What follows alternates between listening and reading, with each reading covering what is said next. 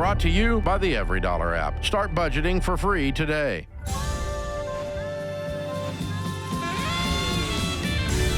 Normal is broke and common sense is weird. So we're here to help you transform your life. From the Ramsey Network and the Fairwinds Credit Union studio, this is The Ramsey Show. I'm George Kamel, joined by best-selling author Dr. John Delony, and we're taking your calls at 888-825-5225. We're here to help you take the right next step for your life and your money. Rob is in Kansas City. What's going on, Rob? How can we help today? Yeah. Hi, George. How you doing this afternoon? Great. What's going on with you? I'm doing all right. Long-time listener, and I figured it'd be time to give you guys a call. I'm in an interesting situation here, and I'm kind of pushing back. So a couple of my best friends are very good with financials. I would say I trust them. And my situation here, and I'm looking for your advice, is that I owe $8,000 on a credit card, and that stems from a gambling issue that I had years ago that is no longer a problem. I balance transferred that money to a 0% interest card for 15 months. I have $20,000 in cash and savings. I have a truck payment. I drive a F-150 Raptor used. I owe $28,000 on the truck. I make roughly $100,000 a year, and I'm 26 years old. So the question here, and what my friends are advising me to do, George, is for me to take the $20,000 that I have in cash and put all $20,000 towards my truck and my credit card debt. And the pushback that I gave to them, George, is that I don't want to completely wipe out my cash that I have on hand in case of an emergency. And baby step number one is to save $1,000. So just wanting to see what your thoughts are on that. Thank you, George. Wonderfully put. Okay. And so you don't agree with your friends, and in turn, you don't agree with us, which is fine. You know, you can hang on to the debt as long as you want and hang on to the emergency fund as long as you want. What we have found is that people generally get comfortable with their debt when they have a pile of money in savings. And so it's actually psychologically going to take you longer to pay off the debt because you don't feel the fire that is actually happening in your backyard right now. And so I think if you put 19 of that 20 toward the debt, that would knock out your credit cards completely, giving you a lot of momentum, and knock out a significant portion of your car loan. Correct. Yeah, the issue that I have, George, is you know, I'm become cheap because of the issue that I had years ago with gambling. I lost pretty much everything, but I've rebuilt what I had lost, and it felt good to save that money back. And obviously, I know I have 20,000 minus 8K in credit cards, so I have 12, and then I basically have a negative net worth with my car payment and my car loan. So it's just me being kind of impatient of like, oh my gosh, I have to start over again. Yeah, it feels like you're going back to rock bottom. You know, there's a legitimate scarcity mindset there. Too. Well, Rob, I want to throw something at you. This is John sitting next to George. I'm his sidekick. Hi, he doesn't let me talk very much, but occasionally he does. I have a mute button for John at any point. Can I throw something else out there, and I'm throwing spaghetti at a wall, and you can say, nope, you're an idiot. That's not real. Okay? Go ahead. Are you completely through with your gambling past? Yes. Okay. Let me rephrase that. You're done gambling. You've done what you need to do. You've healed from that. Yes. Are you okay with you? Are you okay with that guy who gambled and created a big hole for himself? Yes, because it was a decision that I made. It was right. It was wrong. It was indifferent. I made the decision. I'm an adult. I have to live with it. And I'm a man of faith, and I just leaned on my faith with God and, honor him, praised him, and, look for him as pleasing him in all decisions that I make. Okay. So I want to take that. I'm going to take you at your word, and I want to tell you what it looks like from the outside, that you still haven't fully completed the full circle of healing when it comes to that gambling debt, because you're still hanging on to it. Right. And I don't know that you're going to have that full exhale. And when I say what I mean by that is you've hacked your way to safety, meaning you've done some amazing work to get yourself a bunch of cash, and instead of leaning on gambling, instead of leaning on excitement, instead of leaning on what's the next like cool thing, now you're leaning on something else, which is cash, as this warm blanket to keep you safe. And that's what I feel daily. When exactly. I look at my bank account, I see $20,000. I'm like, oh my gosh, that's great. Like it is. I remember when I didn't have anything. But you still haven't finished the gambling debt yet. Right. And I just need to just get to the point of being comfortable with saying, all right, I'm going to spend $8,000. That's not how comfort works. Comfort is through the other side of discomfort. And you have this big, uncomfortable path ahead of you, and you're not walking through it. Because you've walked through a lot of discomfort to get here, and you want to call that the end. It's like you're running a marathon, and you found mile 15 to 17, which is when everyone's, no matter how good a shape you are, that's when people are like, dude, this is stupid, I quit. And you're saying to yourself, you know what, I've ran 15 miles, that's enough. And what I want to tell you is, the true exhale you're looking for is on the other side of finally being done with all of the gambling stuff.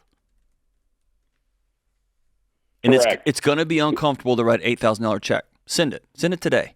And be forever done with both the action of gambling and the consequences of that. Because the consequences are still floating out there, and you've created a story that makes it kind of okay, which is it's at 0%.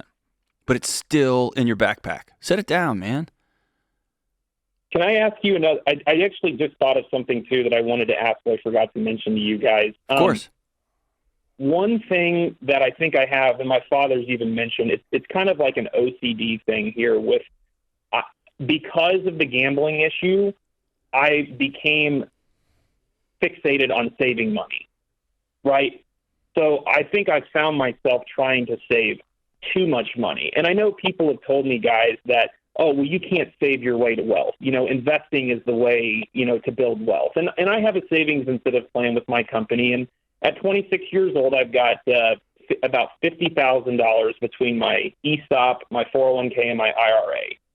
My boss is like, that's great. That's amazing. You know how many 26-year-olds don't have that, And I just, I want to get married. I'm going to propose to my future fiance, around Christmas time, and I want to buy a house. And I'm like, gosh, like it sounds like, honestly, it sounds like you traded one addiction for another. I think so too. I do. I mean, and so listen, the only path, you cannot psychoanalyze your way through this. The only path to the confidence you're seeking, and confidence here is trusting yourself, is through it, not around it. Right. And I know that, I'm a saver. I know I live within my means. No. Credit card. Here's the thing. Just pay it off. Pay it off. And George, what about the truck? And you got to attack that truck, man. I mean, you can afford to keep it, but if you're going to hang on to the payments and carry this into your marriage, this thing's got to go. That's a different kind of gambling, that you're always going to have this income and that debt's always going to be okay. And I don't think you're ever going to get to a point where you feel comfortable enough to then throw it at the debt. We're going to be talking years from now and you're still going to be carrying this. So I'd pay it off. You're going to have $17K left. Attack that and knock it out before you get married to this gal. That's what we would do, man.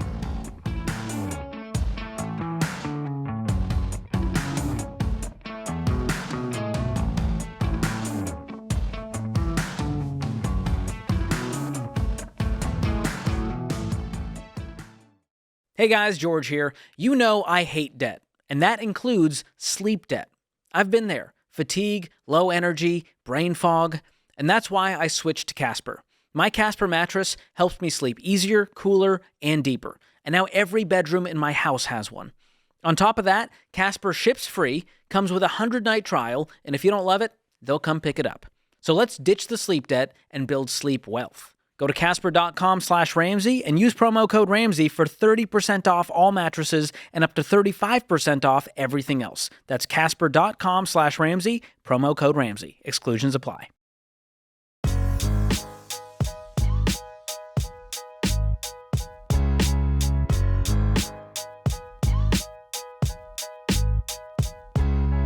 Chase is in New York. What's going on, Chase? How can we help today? Hey, guys. How you doing? Great. How are you? I'm doing good. So my question is, I have some money saved up. I've been considering putting a big lump sum towards some loans that I have. So I'm just looking for some advice on what the best route is here to do that. I'm taking into account like how much money I could save in terms of the different interest rates on each loan. Well, do you want to do math or you want to get out of debt? Which one's more important to you?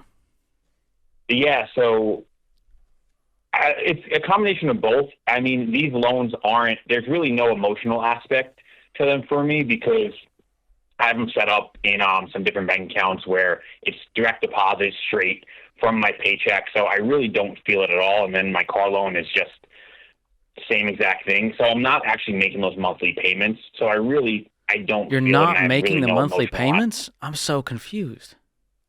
No, it's automatic. It's all automatic in my bank. Okay, so you are making the making payments. monthly payments, homie. Yes. You've just automated. Yeah, You're saying you don't making. feel it emotionally because everything's automated, and you go, whatever. It's money out of my account. It's not there anymore. Who cares? I'm not that concerned about the debt. Are you trying to make money by keeping the cash in the bank instead of paying off the debt? Is that your question? No, I just don't know. So my car loan is $15,000 left on it. Okay. And my student loan has $71,000 left on it. Those are the two big ones. I have a mortgage as well that I just started, which is $620,000 left on it. And that's my highest interest rate and my biggest loan. But really, I feel like I put a decent dent in. How much money do you have that loan. you could allocate toward the debts? So right now in my savings, I have $60,000. Part of it, the reason this whole came up, I got a raise at one of my jobs, and I didn't update the percentage of direct deposit that was going into my account that was just covering my student loan. I knew that, but it was just additional savings. So it's now $17,000 in that account. That's just sitting there. So I figured, does it make sense to put that towards my student loan to eliminate a lot of the interest and shorten the length of this? You have way overcomplicated your whole financial life. You've got like 17 accounts sitting there. You get direct deposits coming every which way. I would simplify it all and take all cash you have minus $1,000 and just knock out your debt. Could you just about knock out all of your debt if you did that today? You have 60 plus the 17? Yeah, 60 plus the 17. So it's about $73,000 that's in my savings. So you could knock out the car loan today, free up that payment, knock out most of the student loan, and probably be debt-free by Christmas. Yeah, I guess my question was, like, I'm kind of it's $80 a month in interest right now for the car loan. The student loan is about $220 per month in interest. So I just wasn't sure if it makes more sense going really just keep paying the car loan and wipe out that whole student loan first. And then that's all my savings. Like, is it smart to eliminate it's all not of going my to the savings? interest savings is not going to matter with the speed that you're going to attack this if you do it our way. Now, if you're going to hang on to the debt forever and keep playing games, then I think you should start looking at the math and the interest. But if you do it our way, you're debt-free by Christmas, we're talking the difference in pennies. We're talking 2 months, you're completely debt-free. Or think about it this way. You've made it easier for yourself by thinking about the interest that you're paying on the loan on top of the principal. How much is the interest rate on your student loan? My student loan that's the lowest one. That's 3.74%. Okay. So if you have your money in a high yield savings account, that's a wash right now. Yeah. Right? What are you paying on the interest of your car note? 5.79%. Okay. So you're paying 5.7, right? 5.8. So let's say 6%. You're paying 6% for the privilege of holding on to that money. Mm-hmm. That's bad math any way you use it. Yeah. Yeah, I'm also not really sure with, like, I don't know, how much should I have in my savings? Hold on, let's flip it around. Yeah. Pay off everything by Christmas. Okay? If you hate it, if you hate not having any payments, then go take out a $70,000 HELOC against your house, and you can have one back. That'd be awesome. Mhm. There's just like there's a way to do this. Yeah. George and I have never met a person, and Dave Ramsey before us have never met somebody who paid off everything, and they're like, man, I wish I hadn't done that. Yeah. How much do you make? I mean, that's the goal for sure. What's your income? What was that? Roughly per month after taxes, $11,000. Okay. So let's play this out. You're debt free by Christmas, and you have $1,000 in savings, and you're going, oh gosh, I got to rebuild. Okay. Well, the next paycheck, how much could you throw into that savings account now that you don't have any debt? Yeah, that's a good. How $7 much? grand. $7 grand? $8 grand? Yeah, my mortgage is $5,500 a month. We have an apartment in the house, which we get $1,700 in rent from. Who's we? Me and my wife. Oh, okay. What does she make? She makes $120,000 a year. On top of your 11 that you're taking home. Yes. Okay. So you could rebuild this emergency fund in like 2 months. You're rich, brother. Pay off your debts, man. Okay. Like, What- listen, Yeah, it's you are scary doing making, the big lump sum towards it. yeah, just pay it off today. You're like a rat in the maze, and we're going, dude, you don't need to be a part of this lab experiment. You can just opt out. You're overthinking at every corner, and you're too successful. You make too much money to even be doing this math. Yeah. What does your wife think about all this? What's her involvement? She's not. I'm a little bit more entrepreneurial minded and doing the finance stuff for us. Okay, you're not good at it. Yeah, so I'm. What would she say if she took control of the money today and saw everything going on? Would she go, what are we doing over here? You got 9 accounts. You're trying to direct. Can we just pay this off and be done? Is that how she is? Or would she say, no, I think we should keep it very complicated and overwhelming? No, she would just do the monthly payment, and that's like honestly what like not financial experts, but like talking to my friends and things like that. Like everyone in my life, they're just making their monthly payments. I know, and their And life everyone- is awful. Yeah. Look around, dude. Look And around they at complain everybody. and they vent about how awful everything is, how they can't afford everything while they carry their $600 car payment that they could pay off today. Yeah. So I don't know. I mean, you can keep playing the game, but it just feels like you're choosing. I just need to call out. You're choosing to play the middle class game by making it complicated, holding on to the loans. Thinking a lot of action is getting you anywhere. So yeah, that makes sense. You're in a truck right now and it's stuck, and you just keep hitting the gas, and you're like, yeah, look how fast this thing is, like at the RPMs. Look how hard it's revving. But me and George are sitting in the field next to you. We're like, you're not going anywhere. And every check, like a little goes here and it goes over there, and then a direct deposit's here, and you can't. Lloyd Christmas once said, you can't triple stamp a double stamp. That's from Dumb and Dumber. You should go watch that movie for Christmas. But listen, just pay it off. Pay it off. Get out of the game. Your friends are broke, dude. Your friends are broke. So the question is, are you wanting to try to make a spread off of this, or are you wanting to build wealth? Because you can't do both at the same time. Mm-hmm.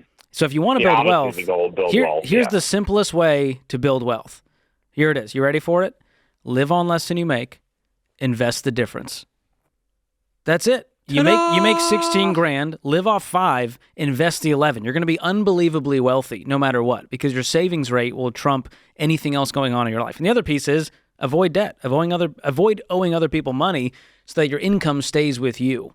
And instead of paying interest, you're going to be earning it in no time, and you're not going to be doing any more interest rate math. And you and your wife was about $250,000 together. You'll make a lot of money. Think of it this way. In 3 years, you can own your house outright. You can owe nobody anything. And you can have an emergency fund. Nobody could ever take your home. No one will ever knock on your door. That's the definition of wealth moving forward. You get a health scare, a job loss, wife wants to stay home, you yawn, and then you do it. Yeah. That's financial peace, man. That's what we're after, and we hope that you start chasing that dream too.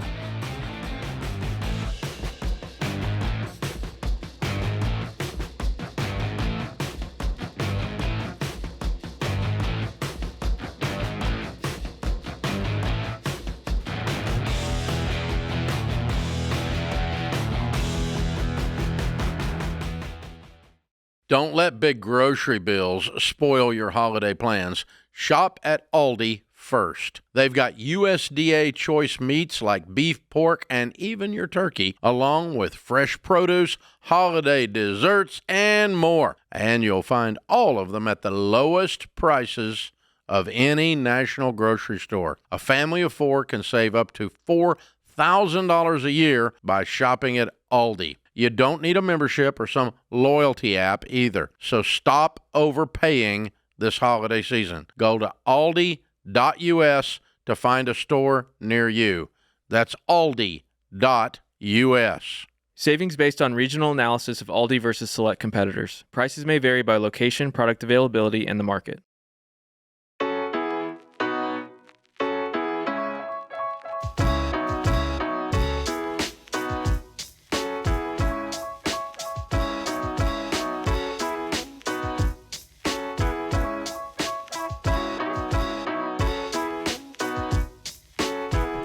Do you ever feel like you're doing everything right with your money, but you're still not getting anywhere?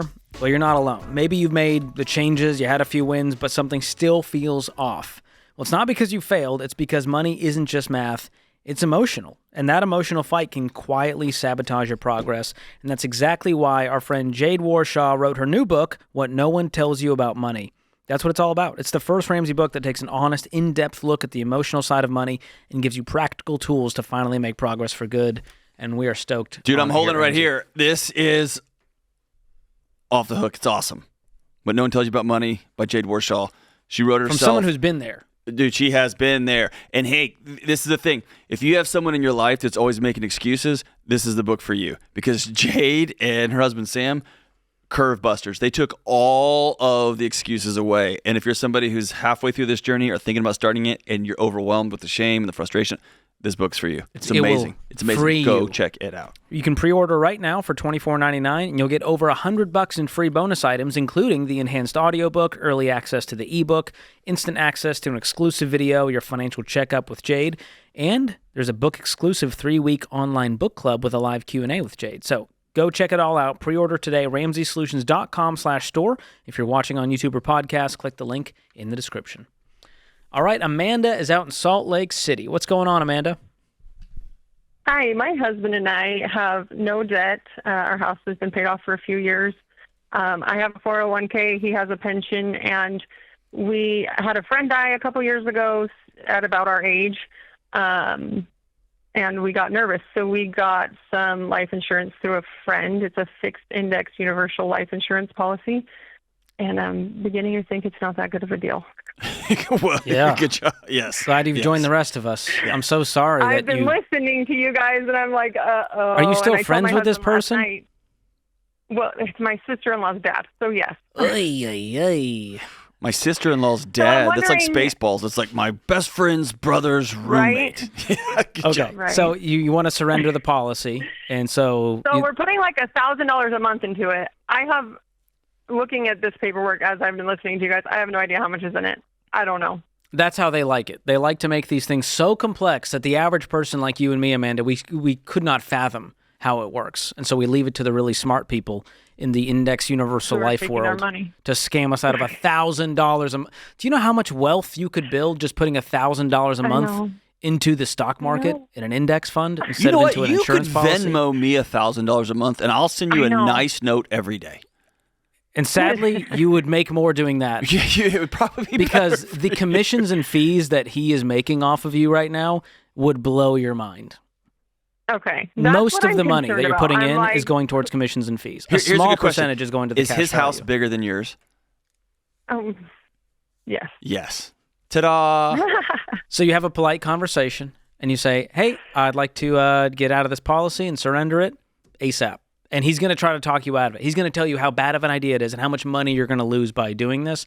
And you firmly just say, yep, I understand. I want We're out. going to pay the stupid tax. Exactly. Because the amount of time it takes for they'll tell you. They'll say, well, you got to really be committed to this. You got to give us $1,000 a month for the next 20 years for this to work. All right?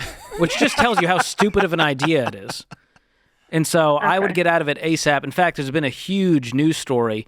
One of the biggest NASCAR drivers out there, I think it's Kyle Busch. I hope I get that name right. They just lost $8.5 million doing this at scale. The exact thing you're doing. Okay. So if that gives you any... So what do I do with the money that's in there? Like, can I move it? I mean, I don't know how much you'll have at the end of the day. There may not be much. That's the sad news. Like, you can check how much cash value is in there. I don't think you're going to be very disappointed with the amount of money you're going to get from this. Okay. And so the longer this goes, the longer this goes. Okay. Do you guys have term life insurance in place? No. Okay, I would do that today before you surrender this policy. You need term life insurance, not whole life, not universal life, not index universal life, none of these. Just term life, a level term life policy. It will be a fraction of the cost. Instead of $1,000, it's probably going to be like $65 a month. And it's going to do the only thing that life insurance was intended to do, which is replace your income if something were to happen to you.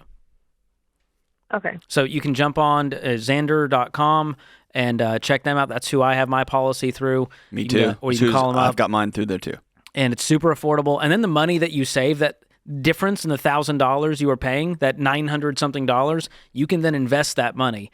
And you can pop that into our investment calculator and see how much wealth you could build for yourself instead of making an insurance salesman wealthy. And both of us really aren't savvy in that. Like, how do you invest? I don't even know how to invest money. I mean, investing in your 401k is light years better. Yeah, we'll teach you. There's a great guide that we have on our website for free. Just jump on RamseySolutions.com/guide, and we have a free investing guide that will walk you through it in plain English, no complex insurance jargon. In fact, we won't mention insurance in the investing guide because they should never be mixed. Anyone telling you they should be mixed is trying to make money off of you, as you've already learned the hard way. Yes. I'm rooting for you, Amanda. Perfect. So just know that you're not alone. Thank you. And I hope someone else out there holding one of these policies or who's about to get talked into one, you might have just saved them. So please know that you've done us all a great real quick, favor. Amanda, are you still there? Yeah. I want to circle back to one thing you said real quick. You said you're out of debt and you've paid off your house? Uh-huh. Okay. Yep. Let nobody ever again tell you, convince you, and I'm talking to the people that the person you look at in the mirror and your husband looks at in the mirror. Y'all are light years ahead of the vast majority of Americans when it comes to handling your money. Thank you. My husband always tells us that we're broke, and I'm like, I don't think we're No. broke, buddy. Listen, if one of y'all loses a job, nobody's coming to take your house away. Right. If both of y'all lost your job, y'all would have to mow lawns so y'all could come up on an annual basis with the taxes and insurance. Mm-hmm. This is what real wealth looks like. Not having a fancy policy that somebody else manages for you because you're quote unquote too dumb. Right. How old are you, Amanda? We're 43. Okay. Do you guys have some wealth already built? Like, what's your current nest egg look like across retirement accounts? So I have about $450,000 in my 401k. I haven't worked for about 5 years. Are you apologizing for having $500,000? Are you serious? Making excuses. Stupid, okay, what about your husband? What's he have in retirement? he has a pension. I don't know how that works. Okay, I don't even know what. We'll take the pension out of it. Let's just put this in your world here. You have $450,000. You're 43 years old, and you pop that $1,000 into an investment account. You're likely going to have. Are you ready for this? $5 million at 65. If you just do that, just $1,000 a month, the amount you were paying into that insurance policy.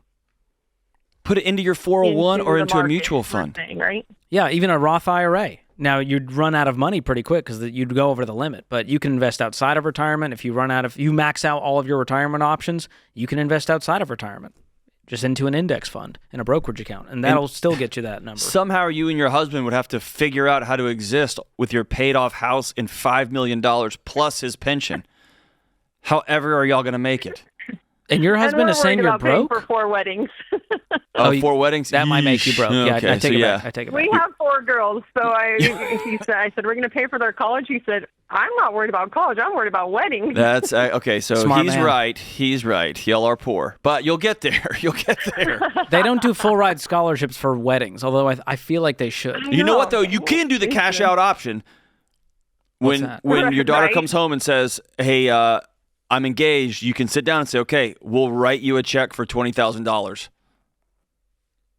and we will marry you in our local church, just right down the street." Hey, Right, there you go. I'd rather take that. Or you can just put it on a house and go elope. It's That's the right. best We will idea. pay your down payment for your house, and we'll meet you and throw rice at you That's the outside the funniest courthouse. part. Young couples will be like, "Oh my gosh, housing is so unaffordable," and then spend $120,000 on a wedding. Like, it's worth it. It's my special day. Goodness gracious. we've got it twisted. But hey, we're rooting for you, Amanda. It's a stupid tax. You're going to be fine. The resentment, that'll sting for a little while, though.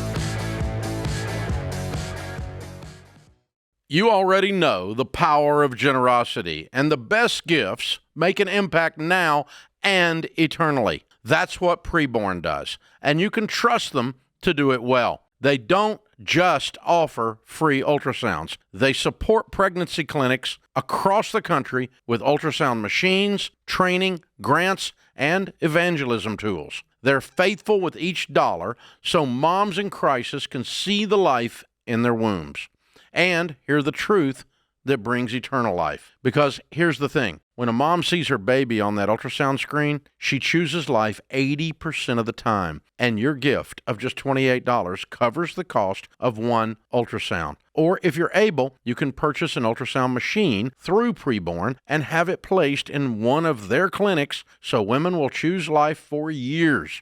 Your donation brings hope and truth when mothers feel alone and fear is loud. So I'm asking you to give to Preborn today, even just $28 to provide one ultrasound. Go to preborn.com/Ramsey or call 855-601-2229 because every baby saved is more than a life preserved. It's a life changed. That's preborn.com/Ramsey.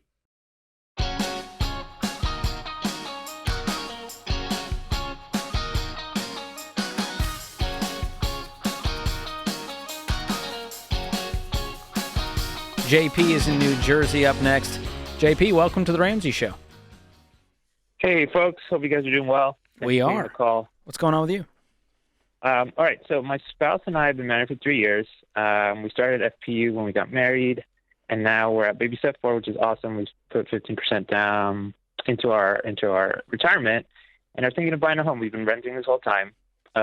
Famously in Jersey, pretty high cost of living. So we're trying to decide if it makes more sense to use what we've saved and buy, or keep renting and start investing what we've saved. Now, the caveat is we're planning to stay in the area for another 5 to 7 years. Okay, so you're already investing 15%. Why are you wanting to invest more? Well, we have all this that we have saved, and we just started in baby steps and think, wow, we could be kind of gaining more if we invest. So we were like, do we use that to invest? Do we use that as a down payment? What makes more sense? How much money do you have? Outside of our emergency fund, we have about $140,000. Woo! That's a heck of a down payment. What kind of house are you looking at? What's the budget? The budget's around $600,000 max. Okay, so what's your target here? Are you trying to keep it within the Ramsey parameters to keep it to 25% of your after-tax income?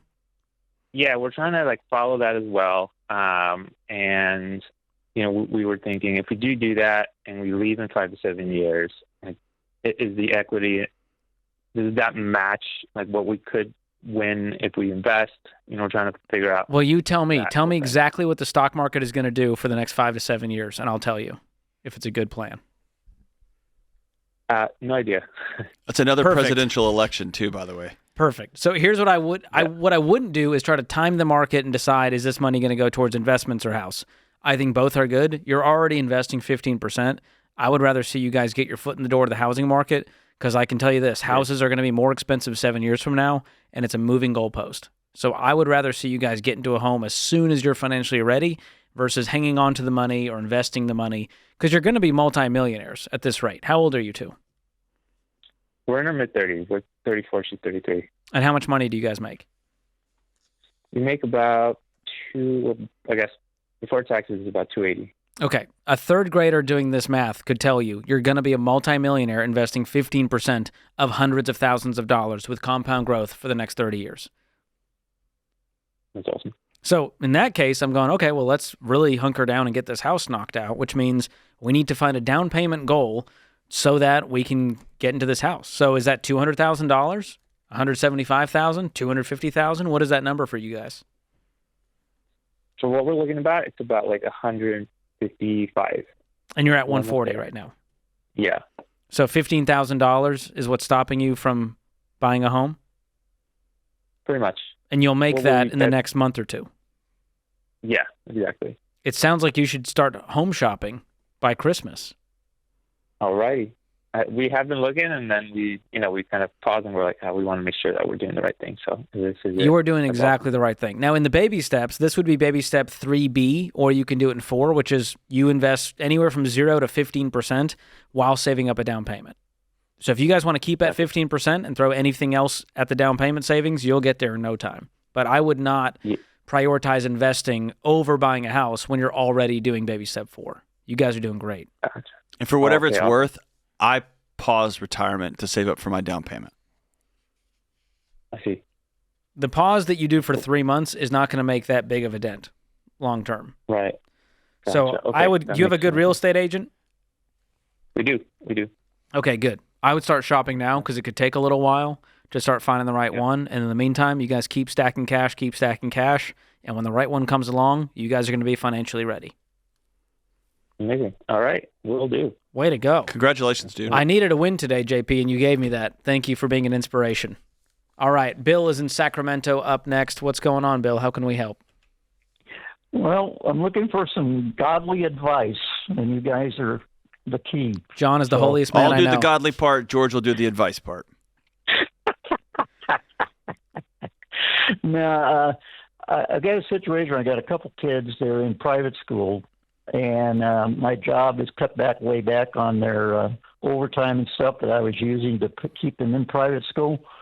So my wife works, I work, and we're just getting barely by, and all it takes is an appliance breaking down or a car that needs to be replaced, and we're going to go in debt. Right now, we don't have any debt, but we've got about $600,000 plus equity in our home.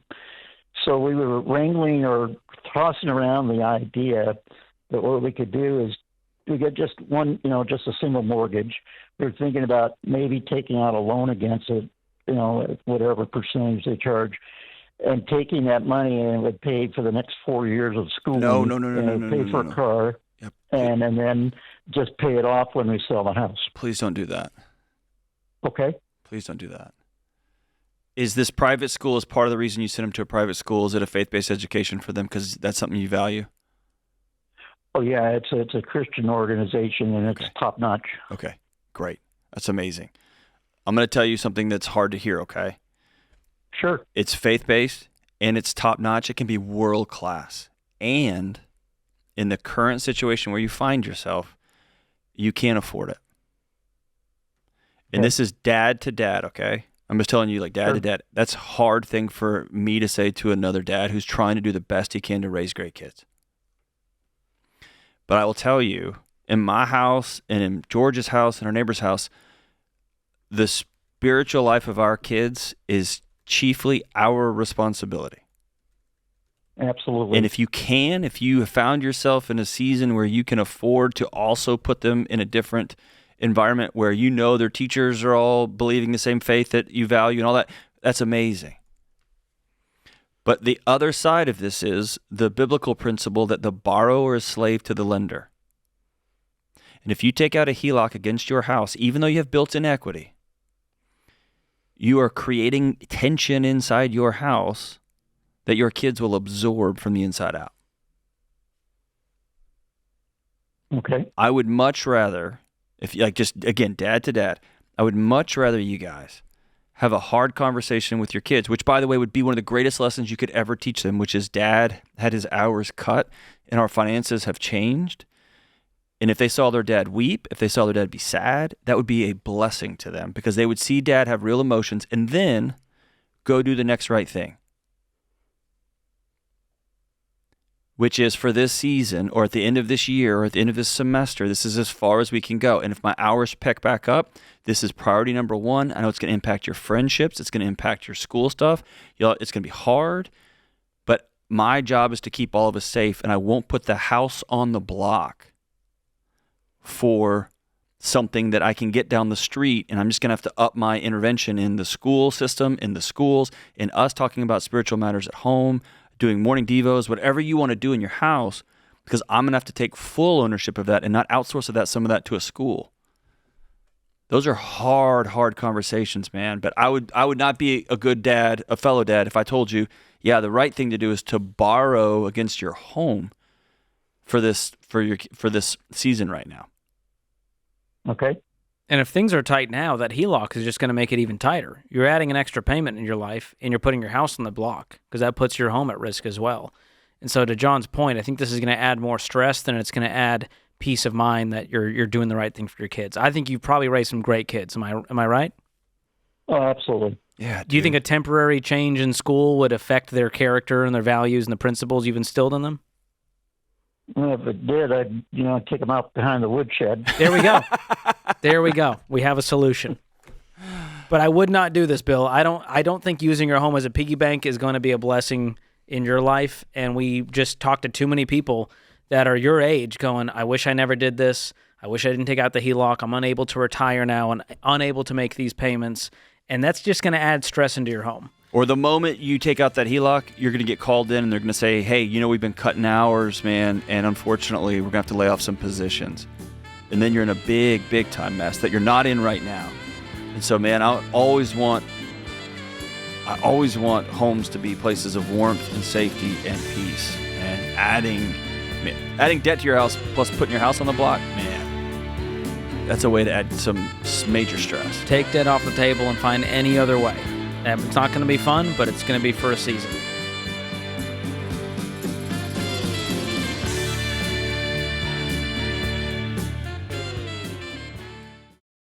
I love entrepreneurs. Don't forget, guys, I started my company on a card table myself, so I know what it's like to have people counting on you, your team, your family, not to mention your customers. And when you're the one signing the paychecks, you can't afford to fly blind. But I'll be honest, early on, one thing that nearly sunk us was wasting time with spreadsheets that didn't add up because business units didn't talk to each other. I finally told my team, just fix it. And they did. We got NetSuite. That was years ago, and we've never looked back. See, NetSuite isn't just for tech giants. It's built for growing businesses like yours. Over 43,000 businesses already run on NetSuite, including a lot that started just like you. And now, with built-in AI, NetSuite is helping them even more. It's one system connected to every part of your business for real-time insights, not guesswork.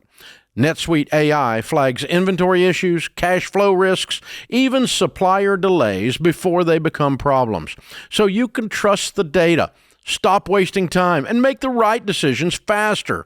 Take a free product tour today at netsuite.com/Ramsey. That's netsuite.com/Ramsey.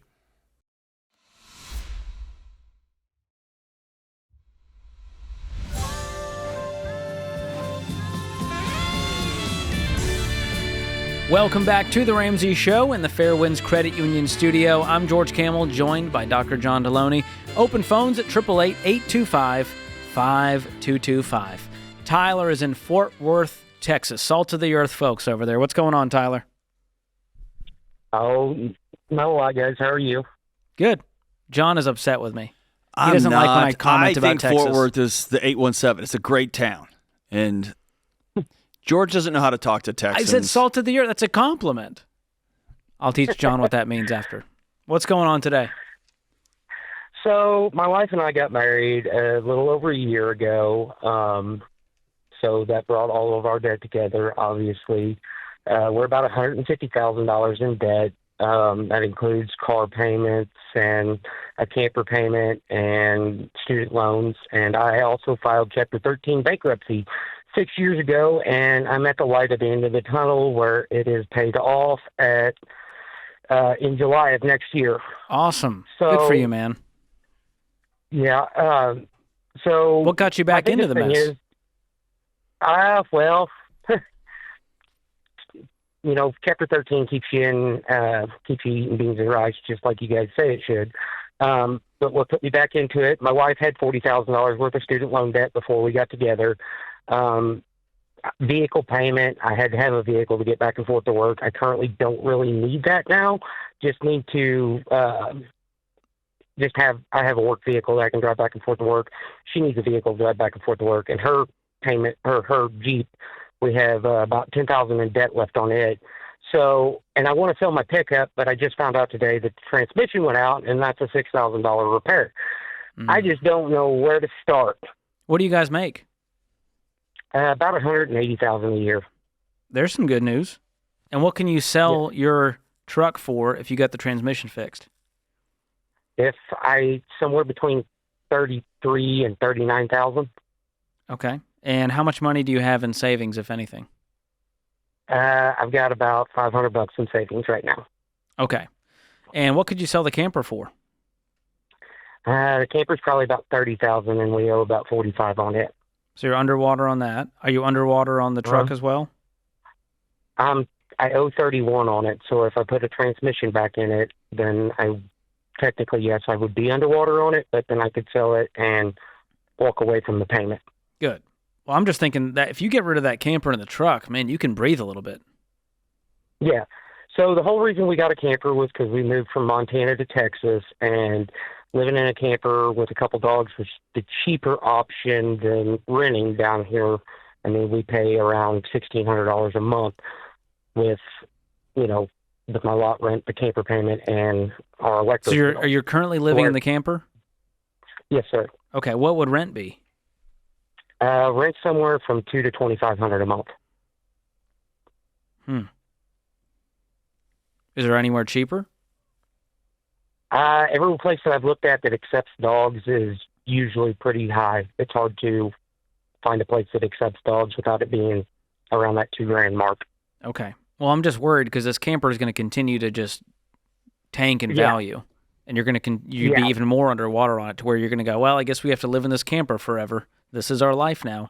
And so for a couple making $180K, you can afford $2,000 in rent. Yeah.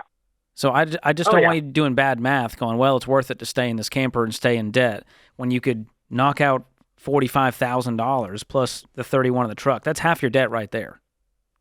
Yeah. And now making $180K, how quickly can you clean up 75? 12 months.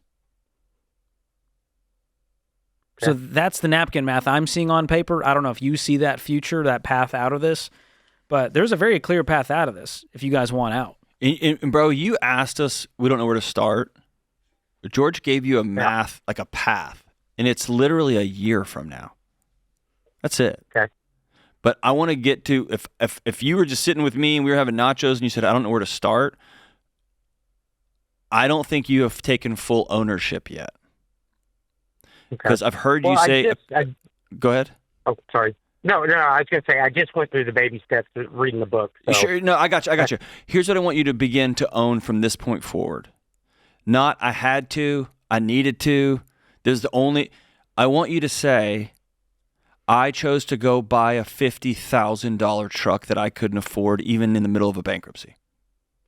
I want you to say, we made $180,000, and instead of paying $2,000 a month for a one-bedroom apartment, because we are choosing, I'm choosing to have 2 dogs in this little bitty space, I chose to buy a camper that I couldn't afford. Ownership here is where you got to start, because so far the story you've told us is all these things have happened to you, and I just want you to exhale and say, I've made some choices. And that means, because here's what that's freeing. I made those choices, and now I can choose to make other ones. Because right now you're just waiting for life to happen to you the other direction. That's not how it works. And so there's some kind of reckoning about, man, I did something really dumb. I went and bought a big, nice camper that I can't afford so that we could keep 2 dogs. And bro, I love my dogs. Love them. And when my wife and I were getting out of debt and we had to move into a apartment on a college campus with a toddler, I had to pay somebody to keep my 2 dogs for a year. Because long term, more important than those dogs was my wife and my son and my freedom. You get what I'm saying? Yes, sir. But it just comes with you owning all of this. Not this happened and then I had to, and this happened and then I had to, this happened and then I had to. I'm going to own this. Because then you can own what happens next. And George just gave you literally a 1-year plan. Can you just fast forward to yourself This time, not Christmas of 2026. You're done with bankruptcy. You owe nobody anything, you and your wife. And you finally have that clean slate you've been dreaming about for 7 years. Yep. And it's going to I'm be a ready for that. hellacious year. And if y'all move 2 dogs into a one-bedroom apartment, it's going to be full of dog hair and smells and all that stuff. Great. It's a year. It's 1 year. You know what I'm saying? Is your wife sir. on board with this plan? So we've talked about a few different things. It's, I told her I wanted to figure out what we needed to do to get our life back on track to where we had money in the bank and we survived. And I mean, we live comfortable as we are, but I would love to live better than comfortable. I think we needed some discomfort before we get to comfort. There Because we right go. now, $11,000 is probably going to slip through your fingers in the next 30 days. Am I wrong? No, you're not. And it's going to go right back out to lenders and minimum payments, and Restaurants, Christmas travel. and comfort. Right? Yep. That's what's been happening. Because that's why we only have $500 when we make $180,000 a year. So what I want you guys to do is make a budget tonight where you list out your income, $11,000, expenses. Here's my 4 walls. Here's food, utility, shelter, transportation. Here's the minimum debt payments. Anything that isn't on that list, we don't spend money on. For 1 year. Could you guys commit to that? I believe we can. And the Don't one see why thing we you couldn't. need more than anything after 6 years of bankruptcy and starting a new life with somebody is you need some confidence. You need to begin to trust yourself again. And you can't think your way to trust. You have to act your way to trust. Doing the next right hard thing for 1 calendar year will change everything from your DNA on out. Go check out EveryDollar Tyler. We'll get you started. Kelly's going to pick up. We'll gift it to you if you guys commit to doing this stuff. And call us back if we can help along the way.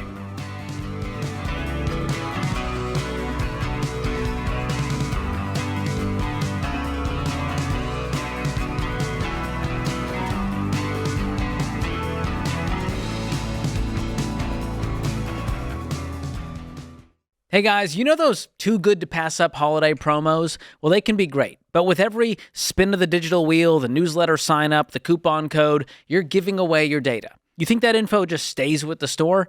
I doubt it. It goes into the corners of cyberspace where data brokers grab it, repackage it, and sell it to spammers, scammers, and generally bad people. The FTC just reported consumers lost over $12.5 billion to fraud last year. And that's not just a number. That's your money, your time, and your privacy. And that's why I recommend DeleteMe, your digital cleanup crew. The DeleteMe privacy pros dig through hundreds of these data broker sites, they scrub your info, and they keep it gone, which means fewer weird robocalls, fewer spam texts, and it's the gift that keeps on giving because it's an annual subscription. And Ramsey listeners can get 20% off those annual plans at joindeleteme.com/Ramsey with code Ramsey at checkout. Do it today. That's joindeleteme.com/Ramsey, code Ramsey.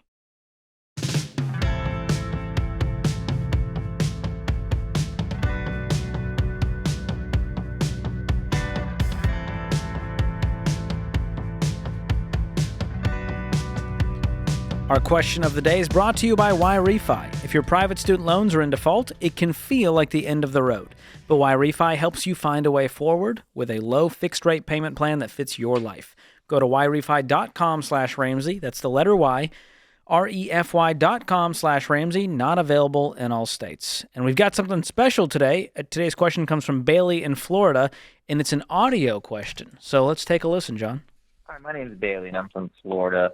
I'm on baby step 2, and I'm trying to decide what to do with my car. I have a 2021 Honda Civic that I owe about $18,790 on, but it's only worth around $17,500. My brother works for Ford, and he wants me to get a brand new Ford Maverick with a lifetime warranty. He's got these employee discounts. He's able to get all these fees taken off. He's kind of been my financial advisor most of my life, and he thinks it's a great decision. He makes great money. It's not like I'm taking financial advice from broke people, as Dave would say.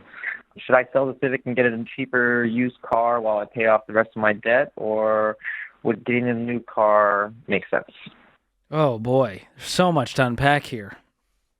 First of all, your brother is your financial advisor, and you said he makes great money, so it's good to take financial advice from him as he tries to talk you into a car that you can't afford. that he's going to make commission off of. This whole thing just feels odd to me. Not as odd as a Ford Maverick with quote unquote a lifetime warranty. Yikes. And guess who's making all the money off that warranty? His brother. No wonder he's rich. Yeah, exactly. You're in baby step 2. You've got debt. You're $1,300 underwater on this car. I'm guessing you will make that within your next paycheck. And so just save up a little bit more than that to get a new to you car, get something used. Please do not go out and buy a new car. I don't care if you're getting an employee discount. Buying a brand new car, it's going to depreciate in value like a rock. And you're going to be carrying this payment, which is just replacing the payment you have now, which is just broke people mentality. Yeah, you basically have a car with a lifetime warranty. It's called a Honda Civic. Yeah, that Those thing's cars invincible. last for eternity. They're apocalypse cars. You already have one.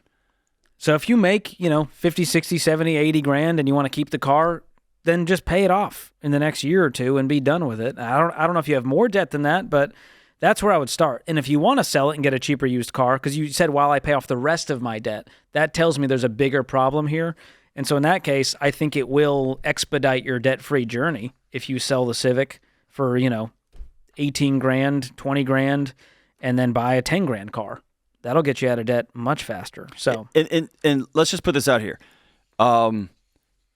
George, I know in my life, I'm pretty sure I know yours, but let's just put this out there. You're pretty good with money, pathologically so. I call you when I have money questions, right? So I trust you. Have you bought a new car in my life since you started cleaning up your money mess? No. I haven't bought a new car ever personally. Yeah. I just got a new to me car and it was almost new. And I still couldn't fathom paying the MSRP retail price. So instead I found one that was slightly used and I got a 22% discount. I did the exact same thing. My discount wasn't near that high because I bought a reputable brand instead of the one you brought. That helps. But even I couldn't bring myself to buy a brand new car. It was new that year, but someone had driven it and they had brought it back for what it... And we are both in a place where you could, and it would not be against the Ramsey parameters. Because here's what we say. If you have a net worth of $1 million or more, you can stomach the depreciation. You can buy the new car in cash. Or as Dave says, can you just take that money and set it on fire in your living room and your family will still be able to continue on, right? And so it's this, even if you get like a deal and a thing and all the fees taken off, the second you drive that Ford Maverick off the lot, it's worth less. It's worth less. It's going to lose 10%. You couldn't back it up and resell it back to them for even the same price you just got it, minus all the fees and everything. And so, I've never heard of anybody buying a new caring themselves out of debt. And that really isn't a real sentence I just made up, but you can't buy yourself a new car to get yourself out of debt. You just either have to suck it up and pay off this Honda Civic, this 21, which will last you for all of your life, or like George said, sell it and get a 2005 Honda Civic that's still running for $3,000 and it looks ridiculous, and drive that until you pay everything off. I drove one of those. I had an 09 Honda Civic. I drove up until a few years ago. It's still driving somewhere. Well, here's the truth. Kelly Daniel, your producer, her son bought it and then he crashed it within 2 weeks. I bet you they it's on a pound lot somewhere. Nope. I bet you somebody with a hammer and a chisel fixed the thing and it's still driving somewhere. They are truly invincible vehicles. They're great. Yeah. So, yeah, I think you're stuck in a broke people maze here, and I would choose a better role model than your brother, who's about to get you into a lifetime warranty and yet absolve you of all of the... He said all the fees are taken off, except that lifetime warranty. That's thousands of dollars extra that you paid. That's mostly commission to him. So, and hey, I think it's worth calling out here. When you're trying to get out of debt, I faced this today, George. Somebody sent me something. I want to buy a place where I can go hunting that's just mine, right? And I can invite a couple of buddies. Somebody sent me something today that's really amazing. And it's actually at a really amazing price. And I don't have that money. And if you're trying to get out of debt, it's amplified. 100% of the people who get out of debt have a quote-unquote great opportunity from their uncle. Their dad's trying to sell a thing, or I'm just going to sell you this guitar or this what. It's always going to come, and you have to stick to it. It's just like getting on a really firm nutrition plan for a season, and then somebody shows up at your house with 3 dozen cookies they just made for your family because you have a choice to make when that happens. There's Yeah. always going to be a new a deal, A shinier, cool idea. newer, better thing in front of you. It can be a great deal. It's just not a good deal for you, especially during the season. So let this be an exercise in saying no. All right, Peggy is in Colorado Springs up next. What's going on, Peggy? Hi. Hey, how can we help? Well, I wanted to get some advice. My husband and I are in our middle 70s, and Youngsters. Youngsters. Yeah, we feel like it. We have had an opportunity come up to take a cruise to in Europe from Rome to Istanbul, and it's going to cost. I figure I've been creating a budget for it, and it looks like it's going to cost. I can barely say it. About $35,000 for the whole thing, and I'm just trying to find out if we should even be thinking about spending that kind of money. What's your net worth? About 1.5, 1.6 million, somewhere Awesome. in there. And how are you guys covering all of your expenses right now? We have a paid-for house that's worth about $800,000, and we have our monthly regular income is about $9,000, and then we each have little part-time jobs, so to speak, and so that's a little bit of extra income that's not part of that $9,000. Great. So maybe call it like $10,000 a month. So you're making 6 figures a year, no payments, no mortgage. How much money do you have saved for the trip? Well, I've been looking at cruises like this for a couple of years now, and in fact, this cruise, it came up.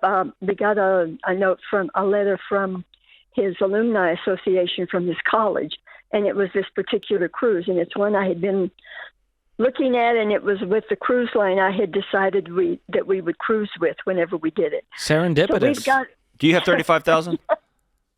Well, we have it. We'd have to take it out of some of it. I have about $10,000 toward what I was saving for the cruise.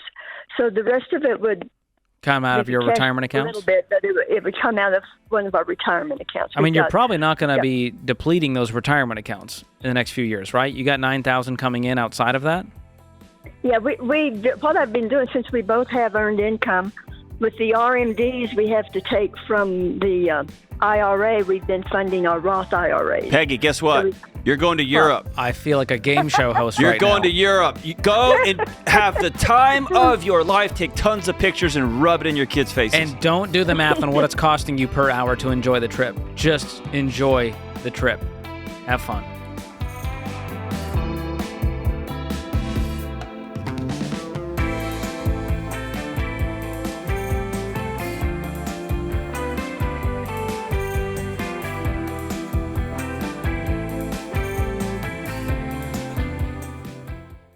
Dave, we got a lot of calls on this show where life happens. One day someone's healthy, they're working, providing for their family, and then a curveball hits. You know, we hear it all the time. A car accident, a cancer diagnosis, a heart attack, and suddenly everything changes. Yeah, and that's why you've always said that having term life insurance from Zander is essential, because it protects your family if the worst happens.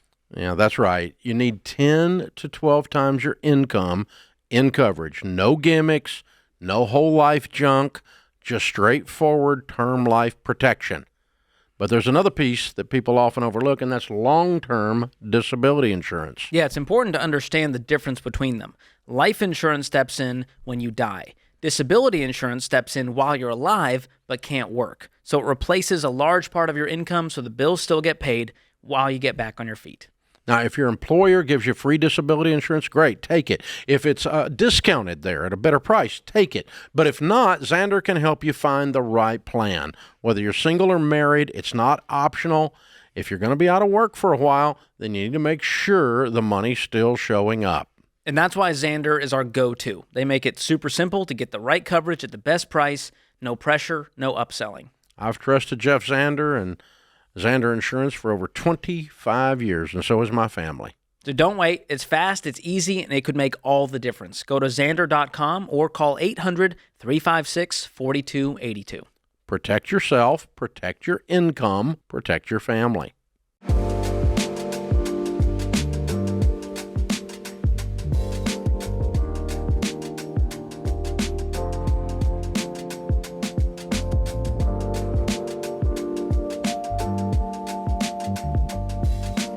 Michael is in South Carolina up next. Michael, welcome to the show. Hey, guys. Thanks for taking my call. Appreciate what you guys do. Absolutely. So I'm in a sales position that has like a base plus a bonus that you get throughout the year. Then you get a bigger bonus at the end of the year. End of the year is here, and I'm expected to get a bonus, or I will get a bonus that I will most likely never get again. And so I want to use this money as best my wife and I possibly could. And so how big is this bonus? About $200,000. It's about $200,000 before taxes. Goodness Dang, gracious. Gene, is there any openings? You guys hiring? Well, yes, there are, but hey. What do you? Wait, I'm interested. Why do you think you'll never have this good of a year again? So the way our structure is that you get your base salary, and then based upon the quota, your percentage of your quota, you get a bonus based on what percentage of your quota you get to, and that bonus is a percentage of your base salary. It's confusing. It's actually pretty common in the sales world these days. But so I basically had a pretty low quota last year and blew it out of the water.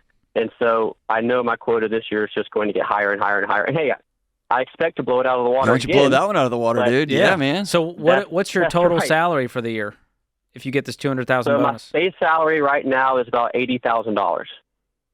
Okay, so 80 plus the 200. And that's I just one actually bonus? I got commissions. I got commissions throughout the year that totaled about $60,000 or so. Nice. Homie had the year, man. 340. Yeah, it was a good year. It was a good year. Great. Are you married? I am. I'm married. We have 2 kids. And the dilemma that we're in, so we have a house that we bought like 5 years ago, and we just recently moved into a new house, new to us, and we rent the other house out. It's got about $100,000 left on it at a 3% interest rate. The new house we're in has like $290,000 on it at a 7.25%. So you're probably getting at where I'm going. Sure. How much do you guys have in savings? So in our savings, and if I logged into my apps, about $20,000. We have about $10,000 to $15,000 in a brokerage account that's totally separate, and then I have some retirement accounts and stuff as well. And any other debt outside of these 2 mortgages? So I would normally say no, except I did recently buy a mower, and it's 0% down for a year. So I've just been paying what it will cost to pay it off. I know, bro, you make $340 grand this year. But I'm gonna finance a mower. But I'm putting like $200 a month on it. Okay, well, we'll pay that off with your bonus. How about we start with We're that? gonna stretch and pay that off. All right. Okay, deal. What will be the off actual net from all of this? Like, how much will you net by Christmas to be able to throw at these mortgages? I'm hoping to have. I'm going to say $100,000, but I mean it could be possibly $120,000 to $130,000 that I could do anything I want with. Okay. So if I was in your shoes, normally we'd say let's knock out the primary mortgage first. But if you can knock out this rental mortgage with one fell swoop and free up that payment to now apply to the other mortgage, I would go that route and attack the primary aggressively at that point. Okay. That's kind of where I was leaning as well. Yes. And good. Can I just say, dude, out of the gate, you know what you're thinking like? You're thinking like a farmer. Like the old school farmers that have a little homestead, yeah. They have. Do you have a homestead? We do. We have some garden and some animals that bring in some stuff, yeah. Okay, so this idea has been lost on us as a culture, but farmers for all of human history would have a year that was just record yield, and it was amazing. And they knew that doesn't happen every year, and every 5 to 7 to 10 years, there's a bust year. Right? Right. And so the fact that you're as young as you are, as successful as you are, knowing I crushed it this year, I made $340K this year, I'm probably not going to make that next year. Most people in your situation go buy a house based on I make $340 a year, and they buy 2 stupid cars. Good on you, man. This is awesome. And It's awesome. I would enjoy some of it too. So I think you and your wife sit down and go, hey, we're going to knock out the mortgage. Anything above and beyond that, well, and the mower, anything above and beyond that, we're going to enjoy some of it. We're going to give some of it, maybe stack some in the emergency fund if you want to beef that up a little bit. And man, that's going to free up some cash flow because now that property is cash flowing pretty nicely with no mortgage on it. What will you be netting from that property once it's paid off? It'll be about $700 after rent is what we'll get for it. $700 profit. So that's right. Are you even profiting? It sounds like you're losing money on this thing right now then. Well, so the mortgage on the house is about $700 and we charge about $1,400 for it. So we'll bring in about $700. No, but in when my you mind, once I pay off the mortgage. But yeah, you pay off the mortgage, you'll be making $1,400 a month, right?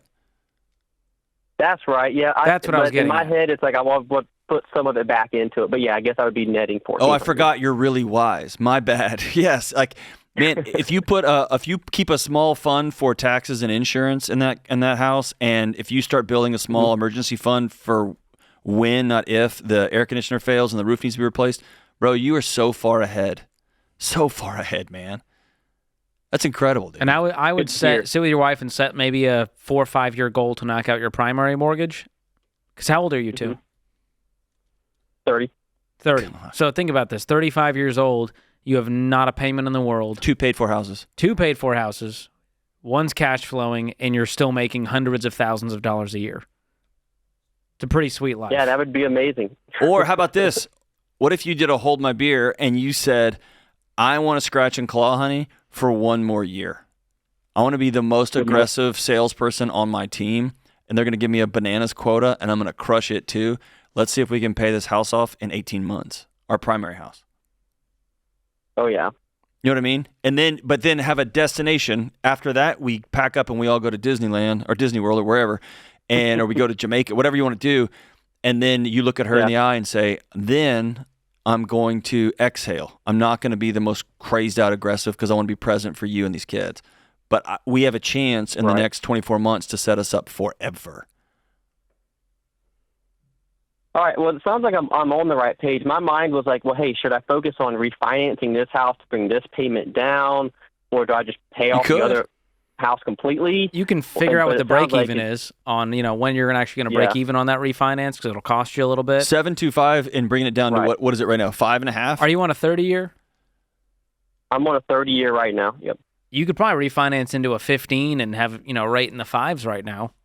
That'd be worth it. Your payment's going to go up because it's a 15, but you'll knock that thing out within a few years and be done with it. Yeah, because way more is going to principal. I dare you to go look at that amortization schedule. You're going to throw up seeing how much is going to interest versus principal on that balance. Oh, I hate it. Every month when I get the statement, I'm like, oh. And I don't know if you're like me, and my wife always makes fun of me about this. I have a weird thing about the first number, right? So when we were paying off debt, I was like, I just need to get it with a 2 in front. I just need to get it with a 1 in front, right? Even if it was $199,999, like I just needed to get that number. If I'm you, I'm looking at that 7 in front. If I could refinance that, and even I was going to recoup in 12 to 18 months, and I could get a 5 in front, I would just feel better. You know what I mean? Yeah. Yeah, I'd get in touch with like a best case scenario. Go ahead. No, I was just going to say, if you want to just run the numbers, our friends at Churchill Mortgage can just help show you the numbers and go, hey, this makes sense or this doesn't make sense based on your situation and the market. Okay. And I'll tell you, when I called Churchill, when I called Churchill and asked about refinancing a couple years ago, the first thing my Churchill person told me is, I'm going to dig into this and run the numbers. I will not take your business if this isn't a good deal for you. And that's how I knew, oh, you're my right person. Real deal. Yeah. Well, that's great. That's awesome. Hey, congratulations on giving me a little bit of a. Man, congrats on a great year. Can I ask what you sell? I sell security systems, fire alarms, that kind of stuff. You're dang good at it, dude. They don't give out money to people who aren't making them a lot of money. Especially salespeople. Yeah, you've earned it and more. So congratulations. And you can jump on to churchillmortgage.com and get in touch with their team over there and help you run these numbers. And it might save you some. I think at the rate you're going, you're just going to knock this out. And so they might go, yeah, if you're going to knock it out in 2 years, may not be worth it. But if it's going to be 7, sure, let's refinance. And have an amazing Christmas for your wife. Do something cool for her. Get a crazy gift that blows her mind.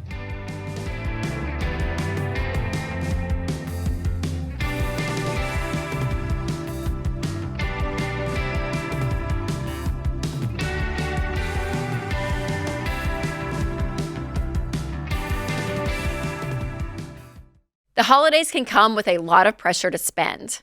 Family, friends, Secret Santa at the office, all the things. But y'all, this season should be about peace, not payments. That's a big reason why I love Fairwinds Credit Union. They share the Ramsey values of helping you reach your money goals without debt. And with the Fairwinds Smart Bundle, Ramsey fans get a no-fee checking account, a high-yield savings to grow your emergency fund, and the exclusive Ramsey Be Weird debit card. It says, debt is normal, be weird, right there on the front. So every time you use it, it's a reminder that you're doing your money differently. So this Christmas, skip the credit cards and celebrate progress, not payments. Spend with peace of mind, knowing that you're sticking to your budget and staying debt-free. And check out the Fairwinds Smart Bundle today at fairwinds.org/Ramsey. And open up the Smart Bundle and grab your exclusive Ramsey Be Weird debit card. That's fairwinds.org/Ramsey. Fairwinds is federally insured by the NCUA.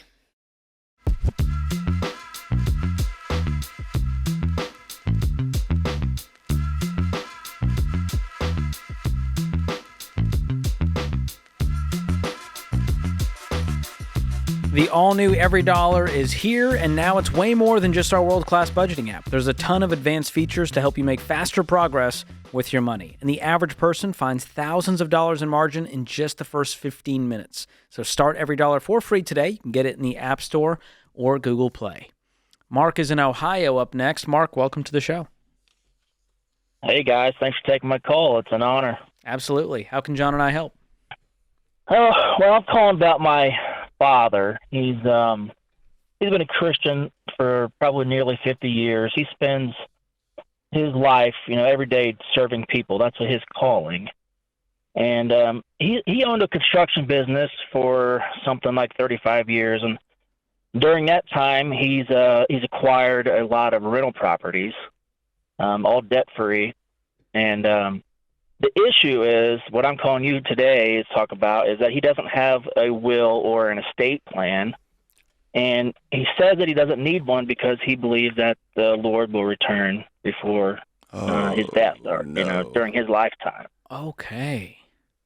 So how do I encourage him to do that without making it feel like, he's questioning his own faith? And who am I to do that? What date does he have in mind? Can he tell me when the Lord would be arriving? No, he doesn't have any date or anything like that. He just before that it will be during. He croaks. He's like, it's definitely going to happen before I pass. Yeah, okay. That's what he believes. But he knows that. He has good authority. Yeah. All right. Here's what I would say, dude. This is a very tough situation. I would sit down with him and say, Dad, like, watching you do life has been one of the greatest learning lessons and like coolest things any son could ever have. I've watched you serve people. I've watched you. He probably gives rent below market value, right? He probably takes care of people. Is that true? Oh yeah. Yeah. So like, if you lead off this conversation by saying like, watching how you serve your local community and you go make money and you figured out how to do both of those well, and you've dedicated your life to God, like, all that's amazing. It's been a high privilege being your son. Can I ask one thing of you? In the event that something does happen to you before the Lord returns, this would be a huge mess for me. Right. Would you do me the honor? And because some people think wills are for them, would you do me the honor of putting this stuff down in writing on the off chance? Because you're not going to convince him, right? Like, you're not going to make a rational argument. He's going to be like, you know what? You're right. He's not going to do that. And so really what you're appealing to in this moment is your sense of discomfort. Yeah. That to me is the only shot you got. Do you have siblings? Yeah, there's 10 of us. That sounds fun. So how does he feel about the government? He's not a fan.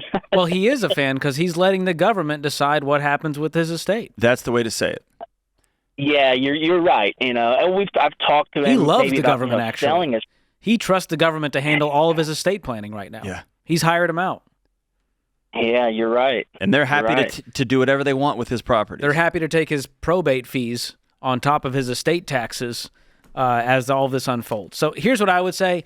Even if Jesus returns tomorrow, Scripture still calls us to be wise stewards today because we don't know what tomorrow is going to bring. And so you can appeal with that. You can appeal with the government angle. You can appeal with the Mark wants it for security and peace of mind angle.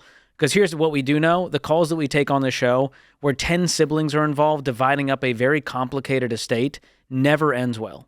It ends with relational resentment. And even if all 10 of y'all are on the same page, which there's 0% chance of that, right? Yeah, right. It's those 10, and y'all have all married other people. You're right. And they all have cousins. And they all think that by marrying into a construction empire that they're going to suddenly get rich. And Uncle Randy wants a piece because he helped him with that deal one time. That's right. He so told he's me. Gonna He come after promised you me. guys. He promised me. And bro, getting 10 signatures to simply sell one $110,000 rental property is a nightmare. It'll be a reality show on HGTV. I'll tell you that much. Right. Yeah, that's my biggest fear, is causing issues amongst the family. Have you told him that? Because that's another big one. Dad, I want to. I don't know that I have. I want this family. I want my brothers and sisters. I want us to all stay united after you pass. In the event you pass before Jesus returns, I want us to all stay united, and this will be tough. Like you're almost guaranteeing that y'all will all dissolve your relationship in some shape, form, or fashion. Right. I hate that you're in this situation, man, because your dad sounds like a pretty amazing guy. He's just got this thing in his mind that's pretty tough. And it might be a protective measure for him because he doesn't want to. He has been a pretty strong guy and a guy that's always been in control of who he's giving and his own company and all that. And the thought of being in a hospital bed, the thought of passing away is so heavy that it's easier to create a story that, no, I know it's going to happen. Which, if Scripture's pretty clear, you don't have any idea when it's going to come. Nobody does.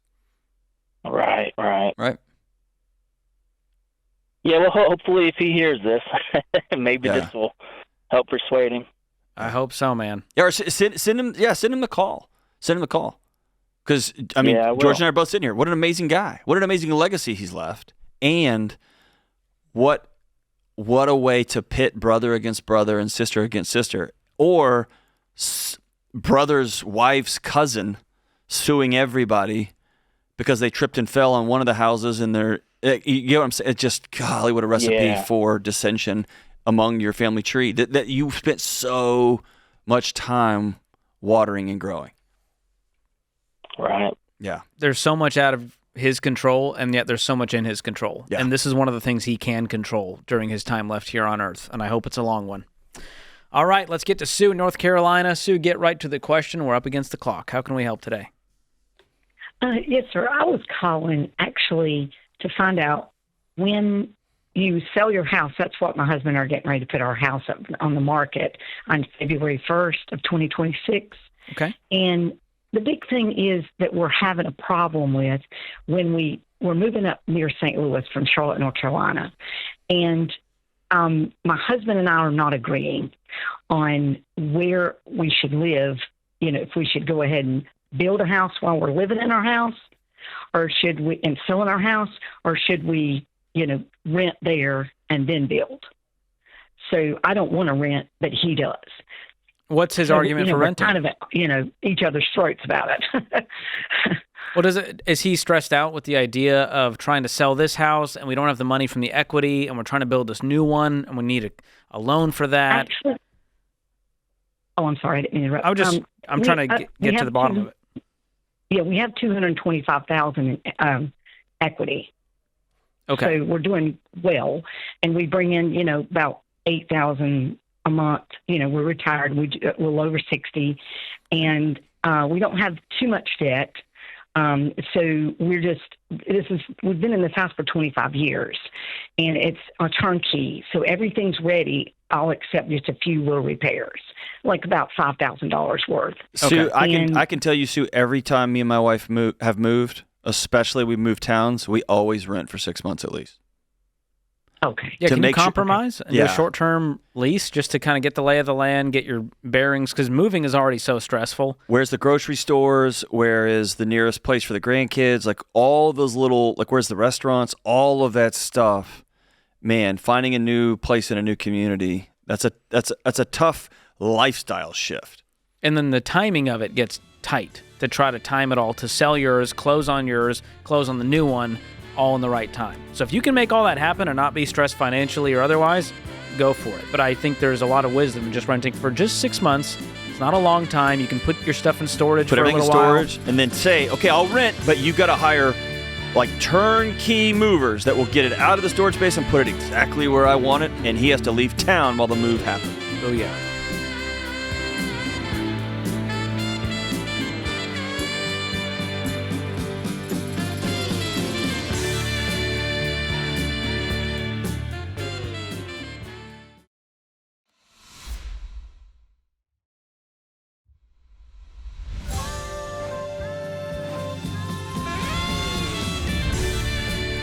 Welcome back to the Ramsey Show in the Fairwinds Credit Union studio. I'm George Kamel, joined by my good friend Dr. John Delony, and we're taking your calls at 888-825-5225. Give us a call. We'll try to help you take the right next step for your life and your money. Tyler is in Texas up next. What's going on, Tyler? Hello. Nice to be talking with you today. You as well. I'm a married man. I just became a dad last year. My baby girl's about a year and a half. Fantastic. And we just got rid of over $100,000 in student loans. Yeah, dude. Congrats, brother. Thank you very much. And now we're in a interesting predicament. So we want to buy a house. We are completely debt-free at the moment. But I am currently with a second job. I'm the maintenance man at our apartment complex part-time, and we have free rent. Oh, heck yeah. And we'd love to get into a bigger house, and we kind of need it, but gosh, how can I walk away from that? One word, or 3 words, sorry. I was going to say one word. One 3-word One word. 3-word sentence. All right, you ready? Okay. With a plan. Right.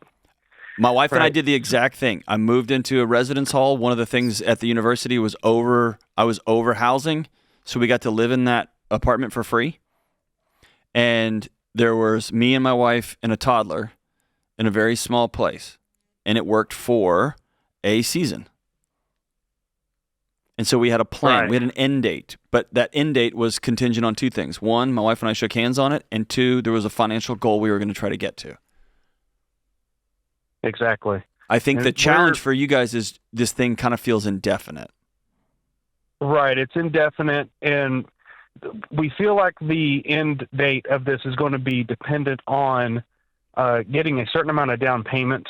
Great. And being able to achieve a certain monthly payment that we think would be very manageable and would give some wiggle room to give us some incidental spending without dipping into our emergency fund, because That's we don't want to perfect. be house trapped with too much of a payment. Absolutely. But where we want ideally a 4-bedroom house, and something like that where we are living is looking at about $250,000. Okay. Great. And that's not undoable, but Most we'd of America is certainly like, that's it? That's amazing. I want to move to your town, dude. Exactly. Don't tell anyone what town you live in, because everyone will move there.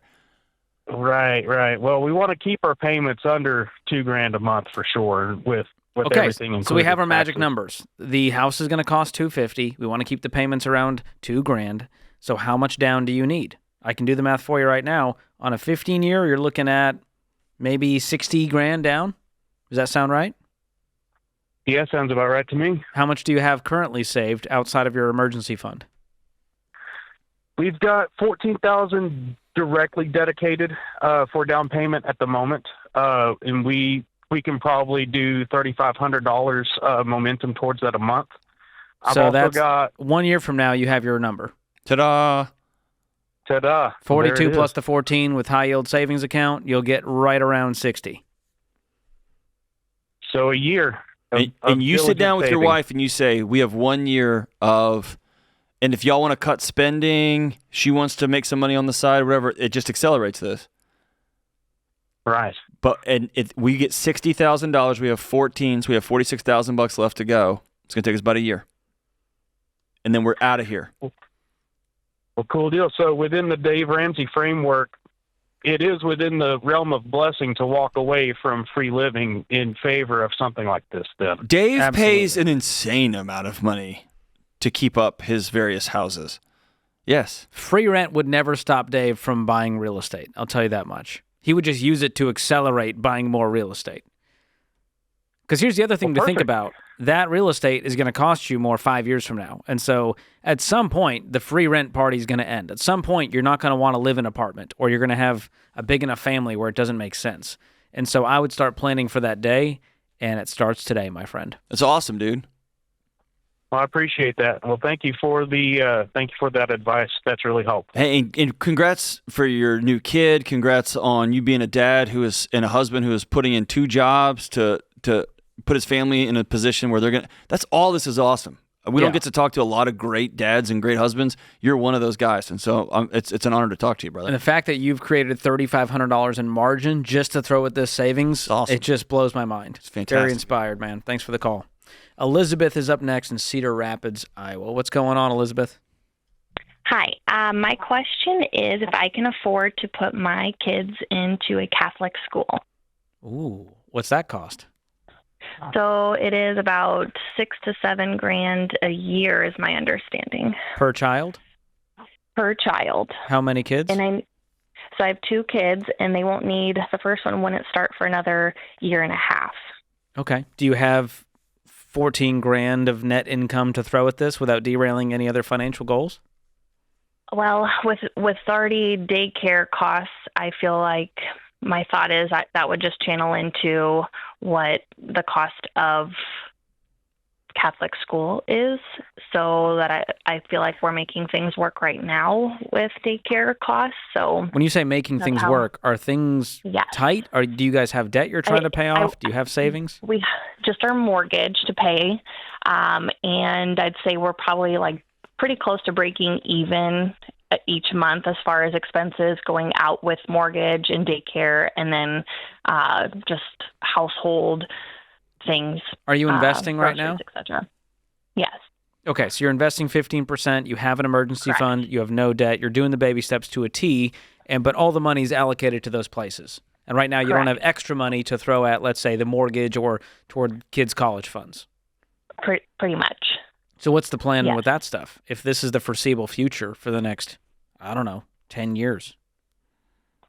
That's a good question. As far as knowing that daycare currently with 2 kids is probably about $25,000 that I'm paying a year, I see the balance as, okay, this isn't as expensive as that, so I should be able to. So the $10,000 you save, income. you could funnel toward 529 plans for college, throw a little bit at the mortgage.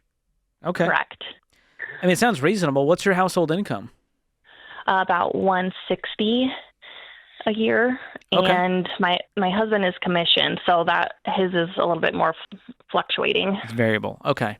Yeah. It's green flags for me. If this is a big value to you guys, it's a part of your faith, and you want to do this, and you have the money, and it's not derailing your other financial goals, I'm good with it. Here's what it's going to cost you, though. Okay, I want to be sober about it. Yes.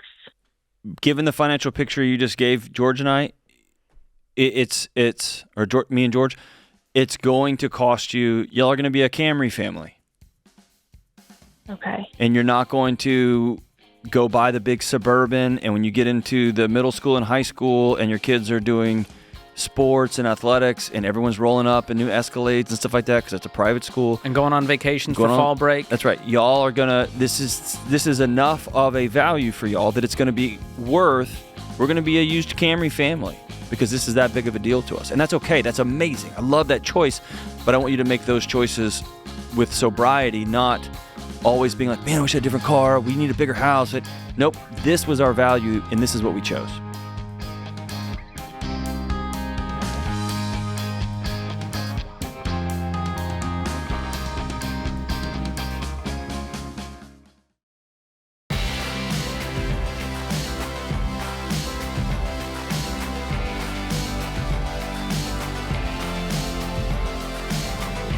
Buying or selling your home is a big deal, and there's a lot of clickbait headlines and conflicting data out there, so we're here to make the latest trends easy to understand. Median home prices dipped a bit last month to about $426,000, and buyers have more options and negotiating power, and sellers may be facing more competition right now. Mortgage rates dipped slightly to 5.5% in September, which is giving buyers some breathing room, but since rates are unpredictable, the best time to buy is when you're financially ready, not when rates drop. So to learn more about housing market trends and get free tools to help you buy or sell with confidence, head to RamseySolutions.com/market or click the link in the show notes if you're listening on podcast or YouTube. Ashley and Dan are up next in Virginia. What's going on, guys? Hi. So we recently moved from the South, from Baton Rouge, Louisiana to Virginia. We Nice. previously tithed. Thank you. We previously tithed at a church that we had been going to probably almost a decade in Baton Rouge, and we haven't found a church home yet. We've tried a couple, and we've been looking around, and we just don't really know where to tithe. I was a very strict tither, and my husband, Dan, did probably like at the end of every year, he would just do 10% of everything he made. He would donate at the end of the year. So we just don't know where we should tithe to now. Great question. Where are you feeling convicted to give? I really loved our church. We both really loved our church that we used to go to. And if we're not together, if I go visit home or something, we'll still watch that church that's in Baton Rouge. And so that's where I tithed until we started going somewhere new. And then I gave one time a tithe to one of the churches that we went to because I felt like, I probably should do something here in my local community instead of back home. But now I just don't know since we haven't settled. Are there a bunch of kids in your community that just lost food benefits?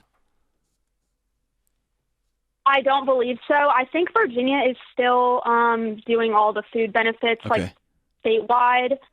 But that is a consideration. The church that we have been going to has been giving a lot of money. I think in where they did $20,000 to communities that had lost or were at risk of losing food benefits.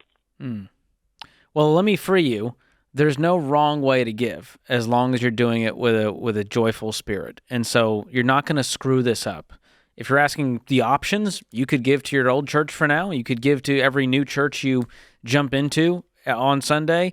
You could stack it all up and give at the end of the year. Maybe you find a church home and you just save up all that money and throw it at that new church that you call home. Or you can go find a local elementary school and say, we hear there might be a gap in school breakfasts and lunches, and we want to be a part of filling that gap. Consider the spirit of the thing, not maybe the destination, right? Yes, that makes sense. Yes. I'm just proud of you guys. That's a really cool thing to say. This is a really important value to us, and we want it to go somewhere, and we just don't know exactly where until we land. And so keep George's words in your head, which is a sentence I've never said before. Wow. You can't mess this up. Generosity awesome. Well, thank y'all so much. Generosity is a posture. It's a way to do life, right? Yeah. I think you're going to do the right thing. Whatever that thing is, whatever you do, it was the right thing. I want you to know that. John is in San Diego up next. John, welcome to the Ramsey Show. How can we help today?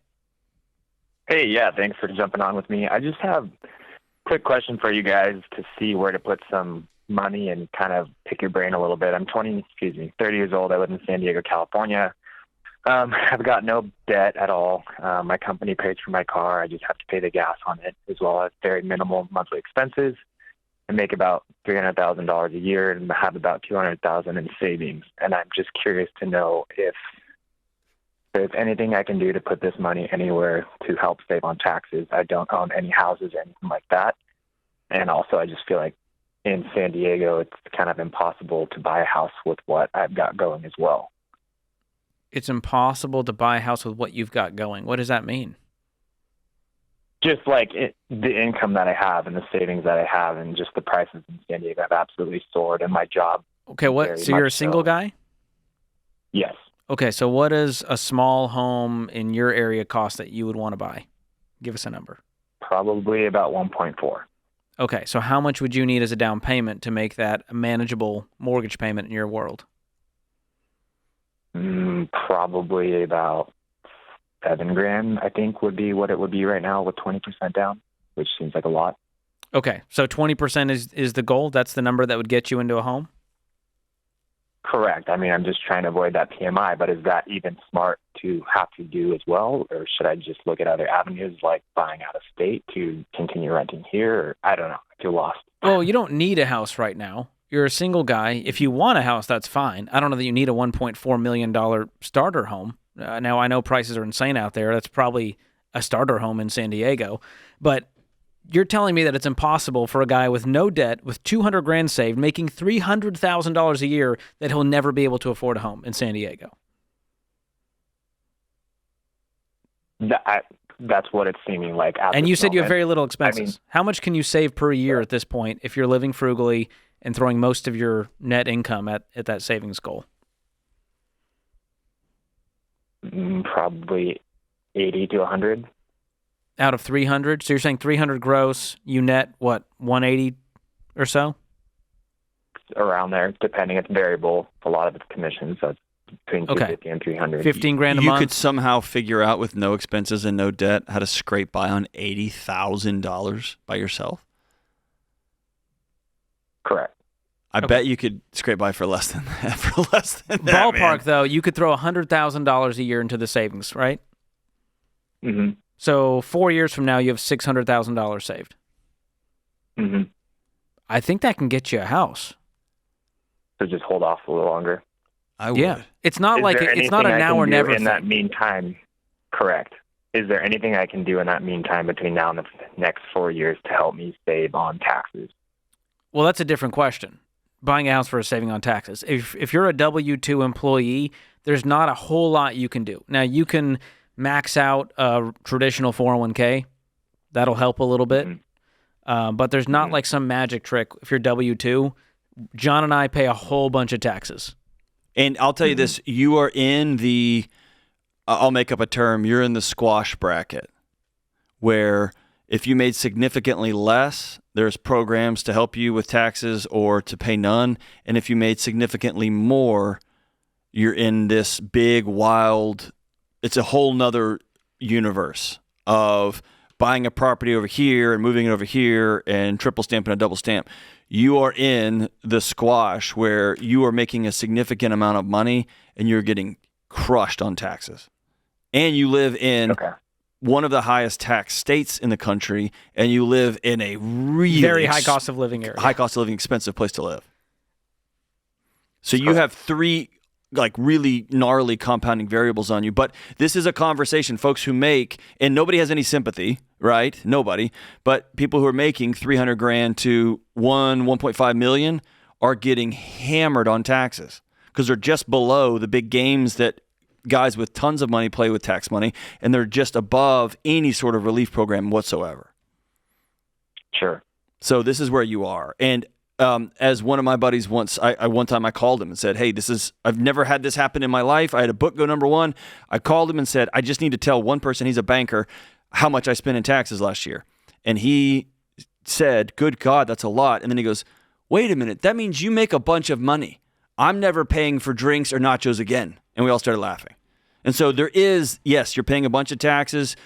You can smile at night knowing that the roads are getting taken care of and the firefighters are showing up, and so be it. Or you can just beat yourself over the head every night. But either way, you're in that category that's paying a ton of taxes, and there's no games to play or relief in your bracket. I just keep stacking as much cash as possible, keep living frugally, and sooner or later, you're going to have $500,000. And I would get into the housing market when you can. I wouldn't wait a decade, and I wouldn't do it tomorrow either. Or you can move out to the suburbs. You're paying a lot in taxes, commute. and you're also winning incredibly. Congratulations.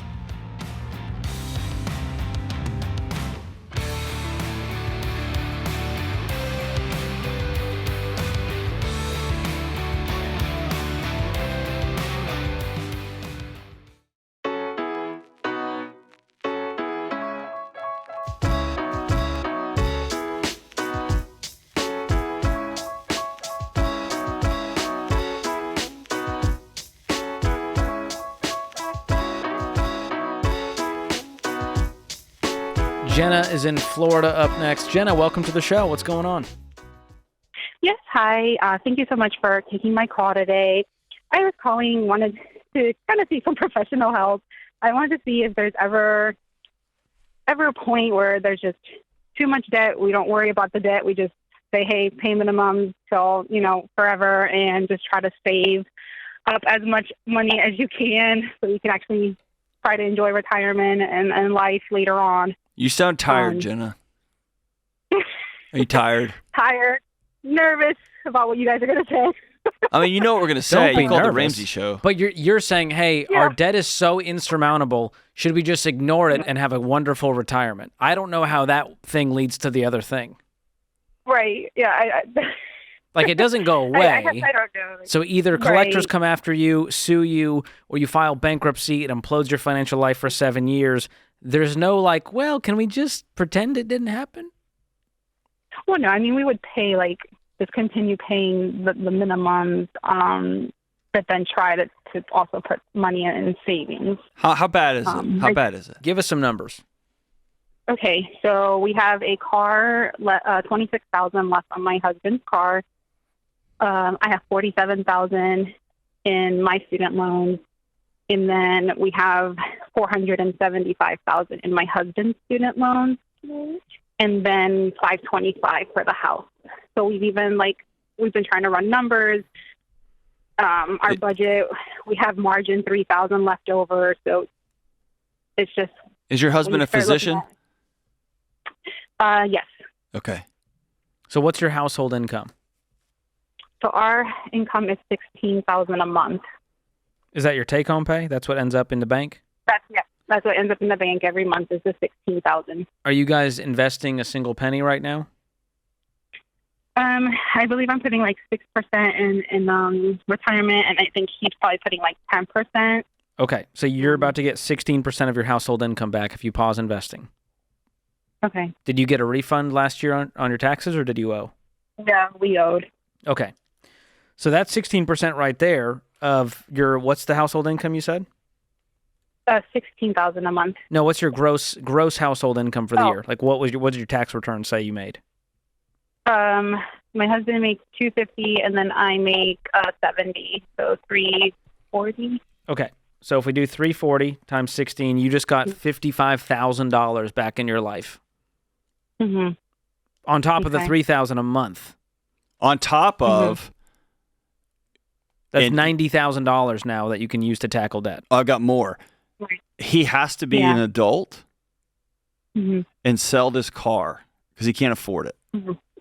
Mm-hmm. And he's going to be the doctor that parks at the very back of the lot in a used Corolla.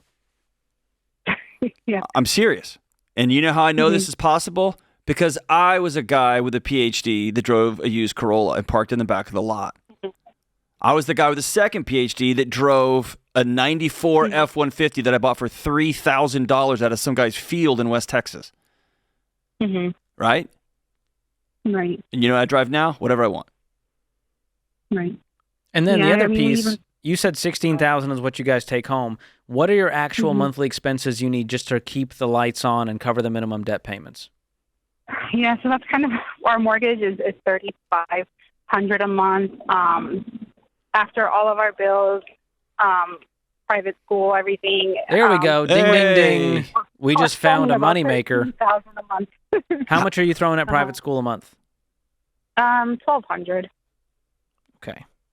All right, so there's another $14,000 a year.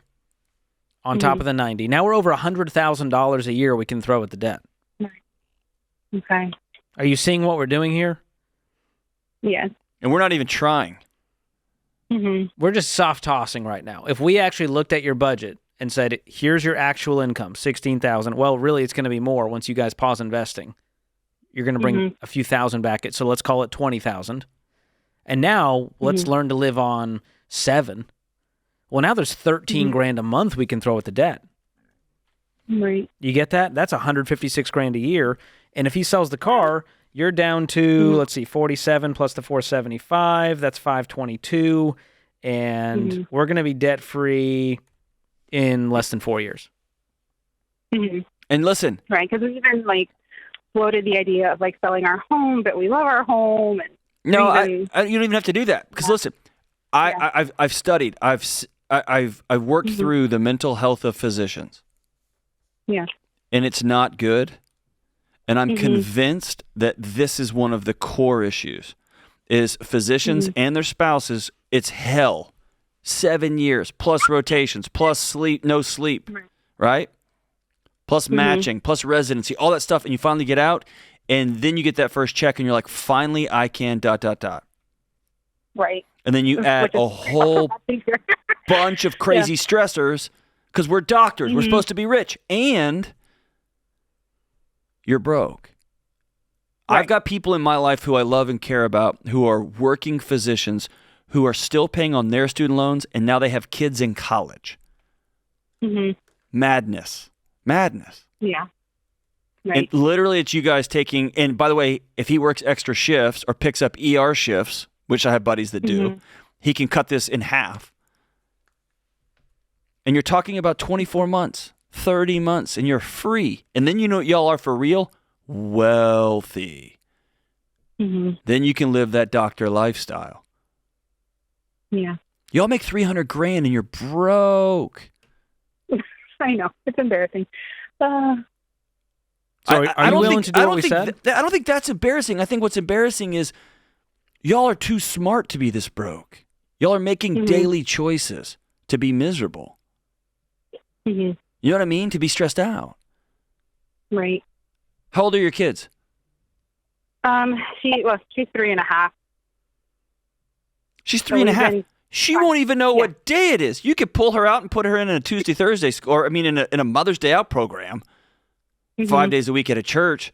I mean, it's Elmer's glue and googly eyes. We don't really need private school to do that right now. Yeah, do y'all we? are good, man. And be in a position to send her to whatever school you want in your community when she hits 3rd grade. Right. No, I get it. It's just, I guess our thought was the private schools are just so hard to get into. We had to start early, so that's kind of how we ended up here. That's how they like it. They want you to be like, you know what, your 3-year-old is good enough for us. Pay up. Yeah. Right. And if you don't get into this school when they're 3, they won't get into that school when they're 7. If they don't get that, then they're... It's none of that's true. 0 of that is true. And by the way, after 4 years, he's a physician in your local community. He'll know somebody. Y'all will be fine. Yeah. Right? Yeah. It's reassuring because we were just running the numbers and we would just get frustrated and we would just say, you know what, we're just going to have to pay minimum the rest of our life kind of thing. No, it's just going to be 3 years of y'all not acting like doctors, y'all acting like teachers. Yeah. And which, by the way, is still a good life. I think you'll realize how much of that stuff you didn't really need and how exciting it is to be on the path to freedom instead of a path to hopelessness, which is what it is now. Right. Well, we'll just make minimum payments. We'll end up paying $1 million for his student loans that were $475 because we just let the interest build up while we didn't attack the principal. And I just think you're worth more than that. And you're worth being out of debt in the next 3 years and having the next 30 of freedom. Can I guilt trip you for a second? Sure, go ahead. I'm going to guilt trip you, but I'm really just sending this message out to anyone listening. I actually don't want my physician, the person that I go to when I'm not okay. Or let me one up it. When my daughter's not okay. I don't want that guy stressed out of his mind because he can't breathe at his house. I don't want that woman, that physician that I bring my daughter to, I don't want her shaking while she's looking at my daughter because her bills are so high, she can barely make her payments. But her kid's in the right school, and she's got a nice depreciating asset out in the parking lot. And she has a spouse that is working and also making $70,000, which is an amazing salary. I want a person who's holding my daughter to exhale and be completely autonomous so they can make the next right decision for my daughter, not the one that's going to get them the most payout so they can make this payment, so they can make... Whew.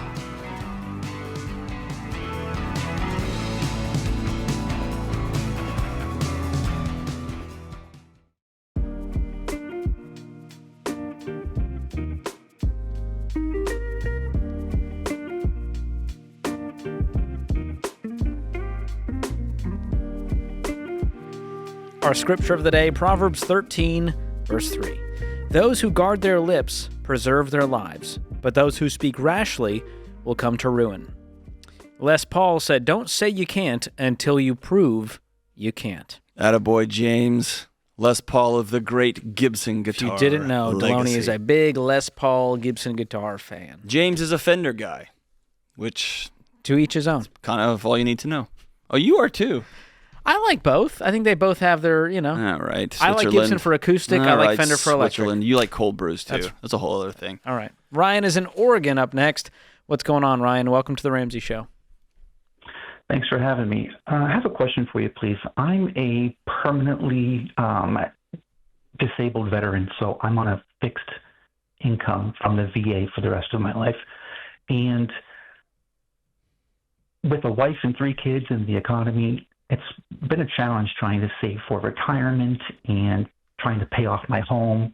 And I'm wondering if you have any ideas on how I can possibly save more or get higher in steps and whatnot. What's the nature of your disability, brother? 100%. I shattered both my legs, my ankles, and part of my back. Oh, my goodness. Well, on behalf of us regular civilians who are just going about our lives and don't realize the day in and day out pain you experience on our behalf, thank you.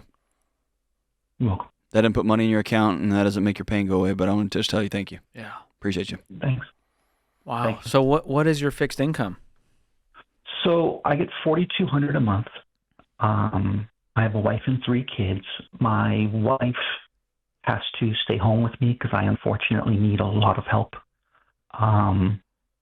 So, with the price of everything and, mortgage, a car, 3 children, there's just none left. And I'm having a hard time saving. Yeah. It just escaped my mind, and I can take a bunch of time on this call looking it up, but I won't do that. There's a program, one of my closest friends in the world is a part of it, where he gets paid for taking care of his disabled brother. Mm-hmm. Have you all applied for that program? We have, yes. We're waiting for that. Oh, waiting for it. Okay. That tends to be a huge relief. Yeah. I hope you guys get approved for that for sure, because that'll help increase the income. So what are your current expenses every month? Are you guys doing a budget? Absolutely. Cash flow system. And that's obviously helped a lot because we know exactly where each dollar is going. And we were able to fine tune that, but I have a mortgage. How much is that? It is $2,200 plus it's an HOA, so I pay an HOA fee on top. Yeah. Then all utilities, of course. I drive, if I do ever drive, just a free, beater old Honda. And then my wife, we do have one auto loan out for her. How much is left on that? $19,000 left on that. What's the payment? The payment is $390. Okay, so if you got rid of that car and had a cash car, you could then at least invest the $390. Mm-hmm. Is there any money left over right now as it stands, or are you guys in the hole, or are you just be able to cover the bills with that $4,200? I'm able to cover the bills. I have about $10,000 in savings that I've been able to come up with, but that's over years because there's just not a lot. So I do have that, but we also need a new roof. Yeah. So, do I pay off the car? Do I, I got to get the roof, and so there's just, it's very challenging. How urgent is the roof? Is this like tomorrow, or is this 3 years from now? Within the next 6 months. Okay.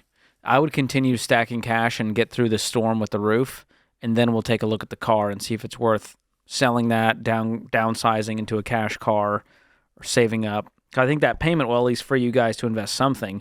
The other glaring issue is that most of your income is going towards your mortgage and HOA. Right. So is this housing situation the long-term play, or can we find something more affordable? The big thing is I don't know if I was to sell my home. Yes, I have equity. Everything else is even more. Yeah. So I don't even know what I could get into that would even save me much. Here's what I'm hearing, though. Bro, you are squeezing blood out of a rock every month. Right. Most of the people who call into this show, there's like the last caller we just talked to, there's money everywhere, right? Right. That's not you. And so, like, the harrowing part of this conversation is, like, you have a math problem. Y'all are doing amazing with what you got. And so the challenge here is it's very hard to keep squeezing the same tomato over and over. Well, absolutely. You know? And that's where you have to ask way more, what I would say, more existential questions, which is, we're in Oregon, which is an expensive place to live, and it's a high tax area. Right. Do we have to move to Kansas? Because that's the cards we're holding right now in our hand. True. Yes. I wouldn't wish that on you, but I don't know, like. Right. Like, and then also with the VA system, how's the VA in Kansas? You know what I mean? Compared to. Yeah, I have no idea. So that's a really big factor. Where I would live is based on the VA care systems around, because they're not all the same. Totally. And that's going to be that's like that energy you have, that desperation you have, which, dude, I can hear it in your voice, man. Like, and it breaks my heart because you're a dad who gave everything for all of our kids. And you're looking at this, like, you have a very clear trajectory for yourself, which is, right. I cannot work, and this is the amount of money we have right now. Hopefully, you get approved for that program, which would give a ton of relief to your family. But without that, like, you'll have to make a hard decision about, I got to get on the phone and call all my buddies and find the best VAs in the country and see if I can find the lowest cost of living. And that might pull you away from family and resources and friends. I get all of that. That's a nightmare. But like you said, dude, this tomato's running out of juice. And tell me about your kids. How old are your kids?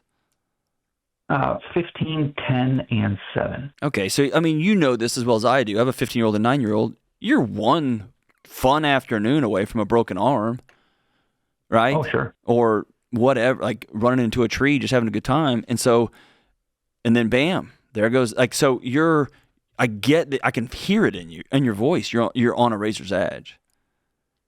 Yeah. The only thing I can see right now is y'all have to ask yourself way bigger questions. Or can your wife go earn $150,000 doing something? And again, I'm just making that up. And y'all can hire care for you. That might be the other way to gap it. I wish that was possible, but that's not either. God almighty. There's only two ways to get margin here, and it's to spend less and make more. And you guys have done a lot to spend less, and we can get rid of the car payment at least, which will free up some breathing room. And on the other side, we got to figure out, can we make more? And maybe that's through her being a caretaker, and that gives you the breathing room you need. And then we can look at, okay, what are the best investment options? Now, without earned income, which your VA disability, I don't believe counts as earned income, correct? Correct. So you can't invest in an IRA because you need earned income to do that. But you can invest in a taxable brokerage account. That's non-retirement. And if your wife does end up making money, she can open a spousal IRA and invest in that, which has some tax advantages. And then you've also got a high-yield savings account you can take advantage of for your emergency fund, sinking funds, the roof fund, all of that. So there is a path forward, but there's some variables here that feel immovable right now that we've got to figure out. And that's gonna be the hardest part. And tell me about your disability benefits. Is there and brother, I know you've thought through every one of these things. I'm just throwing things up against the wall here. Mm-hmm. Do you have the ability to work from home or to side hustle from home? No, and I legally can't. Okay, that was my question with the benefit. If you were to get a online job, some shape, form, or fashion, you lose your benefits, right? Bingo. Okay. Jeez Louise, man. What a nightmare, dude. I'm so sorry you're going through this, Ryan. There's no magic wand here for you, but I'm glad we could at least sit with it and help you brainstorm. Yeah, no, and I've kind of looked at every, avenue.